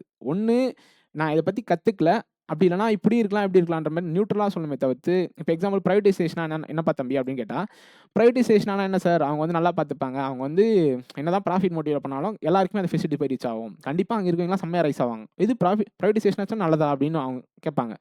ஸோ அந்த பாயிண்ட்லாம் வந்து சொல்கிறதுக்கு முன்னாடி யோசிச்சு சொல்லுங்கள், அவங்க டென்ஷன் ஆகக்கூடாது. ஓகே, கேபிட்டல் மார்க்கெட்னா என்ன, மணி மார்க்கெட்னா என்ன, T-bills-னா என்ன? வேற என்ன? நேஷனலைசேஷன் ஆஃப் பேங்க்ஸ் எப்பப்பலாம் நடந்துச்சு? பேங்கிங் ஆம்பட்ஸ்மேன் ஸ்கீம்னா என்ன? ஏன்னா இதெல்லாம் பெரிய ஃப்ளாக்ஷிப்பான ஸ்கீம்ஸ்ல. ஓகே. இப்போ என்ன ஆர்பிஐல பெருசா போயிட்டு இருக்குன்னு பார்த்தா அன்கிளைம் டெபாசிட்ஸ், ரீகேஒய்சி இதெல்லாம் கரண்ட் ட்ரெண்ட்ல இருக்க நியூஸ். ஓகேவா? அடுத்து பிஎம்ஜேடிஒய்ன்னு படிச்சோம்ல, அதில் பிஎஸ்பிடின்னு ஒரு அக்கௌண்ட் ஓப்பன் பண்ணுவாங்க. பிஎஸ்பிடினா என்னன்னு நான் ஒரு வீடியோ போட்டிருக்கேன். பிஎஸ்பிடி வர்சஸ் ஸ்மால் அக்கௌண்ட்டு அப்படின்னா என்னன்னு கேட்டால் கண்டிப்பாக என்ன பண்ணுவோம், ஆன்சர் சொல்கிறதுக்கு ரெடி ஆகிங்க. ஓகேவா? ஓகே. அடுத்து வந்து கோஆப்ரேட்டிவ்ஸ், பிரைமரி அக்ரிகல்ச்சர் கோஆப்ரேட்டிவ் சொசைட்டிஸ்னால் என்ன? ஏன்னா அக்ரிகல்ச்சர்லாம் இதெல்லாம் வரும். அடுத்து அன்கிளைம் டெபாசிட் சொல்லியாச்சு. ஒரு சில பேங்க்ஸுக்கு சேர்மேன் கேட்டால் அதெல்லாம் தெரிஞ்சுக்குங்க. ஓகே. ஸோ இதெல்லாம் பேசிக்காக தெரிஞ்சுங்க. அதுக்கடுத்து உங்களோட டிகிரி கோர் வந்து தெரிஞ்சுங்க. இதெல்லாம் படிச்சுட்டு நீங்களா ஒரு டெஃபினேஷன் மாதிரி எழுதி பாருங்க. ஓகே. நான் எக்ஸாம்பிள் வேணால் நான் எழுதுனதை காட்டுறேன். இப்போ எக்ஸாம்பிளுக்கு இப்போ இந்த ஸ்கீம்ஸ் எழுதியிருக்கேன்னா, இப்போ வந்து ஜன்தன் யோஜனா, இப்போ இது நான் 2024 எழுதுனது. Is a financial inclusion program that was announced by our Honorable Prime Minister Narendra Modi in 2014. It was to ensure access to financial services at an affordable manner to all households in our country. அதாவது நான் என்ன சொல்லுவேன்னா, Jan Dhan Yojana is a scheme launched by our government to ensure access to the financial services at an affordable manner to all the households in our country. இப்படி நான் மனப்பாடம் பண்ணிப்பேன். ஆனால் நான் போய் அப்படியே எனக்கு தெரிஞ்ச மாதிரி ஸ்டைலாக சொல்லுவேன். அவ்வளோதான். இது என்னென்ன ஃபெசிலிட்டிஸ் வருது? No minimum balance requirement, accident insurance coverage 2 lakhs வரும், ஓடி 10,000 எடுத்துக்கலாம், இது கீழே இந்த இன்சூரன்ஸ் ஸ்கீம்ஸ்லாம் போட்டுக்கலாம், ரூபே டெபிட் கார்டு வந்து ஒன்று கொடுப்பாங்க. அப்புறம் இதெல்லாம் எழுதி வச்சிருக்கேனா? ஸோ இந்த மாதிரி வந்து நான் எழுதி வச்சிருக்கேன். எல்லா ஸ்கீம்ஸும் எழுதி வச்சிருக்கேன். இதுக்கு எவ்வளோ லிமிட், எவ்வளோ, இது யார் ரெகுலேட் பண்ணுறா, அப்புறம் ஸ்கீம்ஸ்லாம் எழுதி வச்சிருக்கேன். இதில் ஒரு சில அக்ரிகல்ச்சர் ஸ்கீம்ஸ்லாம் இருக்கும். நான் இந்த பிடிஎஃப் வந்து கீழே லிங்க்ல அட்டாச் பண்ணுறேன். பார்க்காதவங்க ஆல்ரெடி பார்த்துருப்பீங்க ஒரு சில பேர், பார்க்காதவங்க இதெல்லாம் பாருங்கள். இப்போ எக்ஸாம்பிளுக்கு கேஒய்சினா, it is a process that verifies the identity of the customers and it was required by financial institution other organizations mainly for the preventing money laundering. இதை தான் அவங்க எக்ஸ்பெக்ட் பண்ணுவாங்க. நீங்கள் கேஒய்சினா என்ன, சென்ட்ரல் கேஒய்சி ரெஜிஸ்ட்ரினா என்ன, எல்லாமே தெரியுது. ஓகே. எதுக்காக அப்படின்ற பாயிண்ட்டை புரிஞ்சுக்கணும். அதாவது கஸ்டமர்ஸ் வந்து நம்ம புரிஞ்சுக்கணும். அவங்க எந்த மாதிரி டிரான்சாக்ஷன்ஸ்லாம் பண்ணுறாங்க அப்படின்ற பாயிண்ட் நமக்கு தெரியணும். ஸோ இது வந்து ஸ்கீம்ஸ், இது வந்து ஜென்ரலாக நான் எழுதி வச்சிருப்பேன். டைம் டெபாசிட்னா என்னன்னா டேர்ம் டெபாசிட்னு சொல்லலாம். இதுக்கு வந்து ஒரு ஃபிக்ஸ்டு டென்யூர் இருக்கும். ஆக்சுவலாக நான் எழுதியிருப்பேன், it cannot be withdrawn prematurely அப்படின்னு சொல்லிட்டு நான் ஆக்சுவலாக வித்ட்ரா பண்ணலாம். ஓகேவா? ஓகே. வேற என்ன? ஸோ இது மாதிரி டெஃபினேஷனாக எழுதியிருப்பேன். பட் இதில் ரேட்ஸ்லாம் தப்பாக இருக்கும். ஸோ கரண்ட் ரேட்டுக்கு அப்டேட் பண்ணிக்கோங்க. இப்போ இங்கே எழுதியிருப்பேன் பாருங்கள். எம்எஸ்எஃப்க்கும் பேங்க் ரேட்டுக்கு என்ன வித்தியாசம்னா, can sell government security from its SLR. இப்போ எஸ்எல்ஆர் ஒரு செக்யூரிட்டிஸ்லாம் வச்சிருப்போம்ல, ஸ்டாட்யூட்டரி லிக்விடிட்டி ரேஷியோவா, அதை வந்து ரிசர்வ் பேங்க் ஆஃப் இந்தியா கிட்ட வச்சுட்டு ஒரு ஷார்ட் டேர்ம் லோன் வாங்கினா அது எம்எஸ்எஃப். ஷெட்யூல்டு கமர்ஷியல் பேங்க்ஸ் தான் வந்து வாங்க முடியும். ஓகேவா? பேங்க் ரேட்னா என்னன்னா, rate of interest RBI lends money to our banks without securities. அங்கே செக்யூரிட்டிஸை யூஸ் பண்ணி வாங்குவாங்க, இங்கே வாங்காமல் வாங்குவாங்க. அப்போ ரேட்டை வந்து 6.75. இப்போலாம் கன்ஃபியூஸ் பண்ணிக்காதீங்க. அப்பயுமே என்னது, எம்எஸ்எஃப்க்கும் 6.75, பேங்க் ரேட்டுக்கும் 6.75. கரெக்டாக? ஸோ இது ரெண்டு சேமாக தான் இருக்கும், பட் டிஃப்ரென்ஸ் இருக்குது. ஸோ எல்லாத்துக்கும் டிஃப்ரென்ஸாக எழுதிப்பேன். இன்ஃப்ளேஷனாக என்ன, நான் ஒன்லைனரில் எழுதியிருப்பேன். அப்புறம் இதுக்கெலாம் லிமிட் எழுதியிருப்பேன். ஆனால் நான் அப்போ வந்து என்னென்னு படிக்கல. ஆனால் நான் இப்போ சொல்கிறேன், கண்டிப்பாக அப்படின்னா என்னன்றது ஃபஸ்ட்டு படிங்க, அதுக்கப்புறம் லிமிட்ஸ்லாம் படிங்க. எல்லா டேர்ம்ஸுமே எழுதியிருப்பேன். உங்களுக்கு அந்த டேர்ம்ஸ் பிடிச்சிருந்தா எழுதுங்க, இல்லைன்னா நீங்களே கூகுளில் பார்த்து எழுதிக்கங்க. அவ்வளோதான். ஸோ இதான் வந்து இன்டர்வியூ ப்ரிப்பரேஷன் வீடியோ. இதெல்லாம் படிச்சுட்டு நீங்கள் எக்ஸ்ட்ரா என்ன வேணாலும் படிங்க. பட் இதெல்லாம் பேசிக் டேர்ம்ஸ். நீங்கள் எல்லா இன்டர்வியூ வீடியோஸும் எடுத்து பார்த்தீங்கனாலும் இதெல்லாம் பேசிக்காக எல்லாருமே படிச்சிருப்பாங்க. இப்படின்னா என்ன அப்படின்றது ஃபஸ்ட்டு தெரிஞ்சுங்க. அதை பற்றின டீப்பான டேர்ம்ஸ் அப்புறமா தெரிஞ்சுங்க. அவ்வளோதான். இன்டர்வியூ வந்து நல்லா பெஸ்ட்டாக ப்ரிப்பேர் பண்ணுங்கள். ஏன்னா இன்டர்வியூ மார்க்ஸ் வந்து ஒரு பெரிய ரோலை ப்ளே பண்ணும். கண்டிப்பாக ப்ளே பண்ணும். ஸோ ஸ்டார்டிங்லேயே சொல்லிட்டேன். ஓகே. தேங்க்யூ.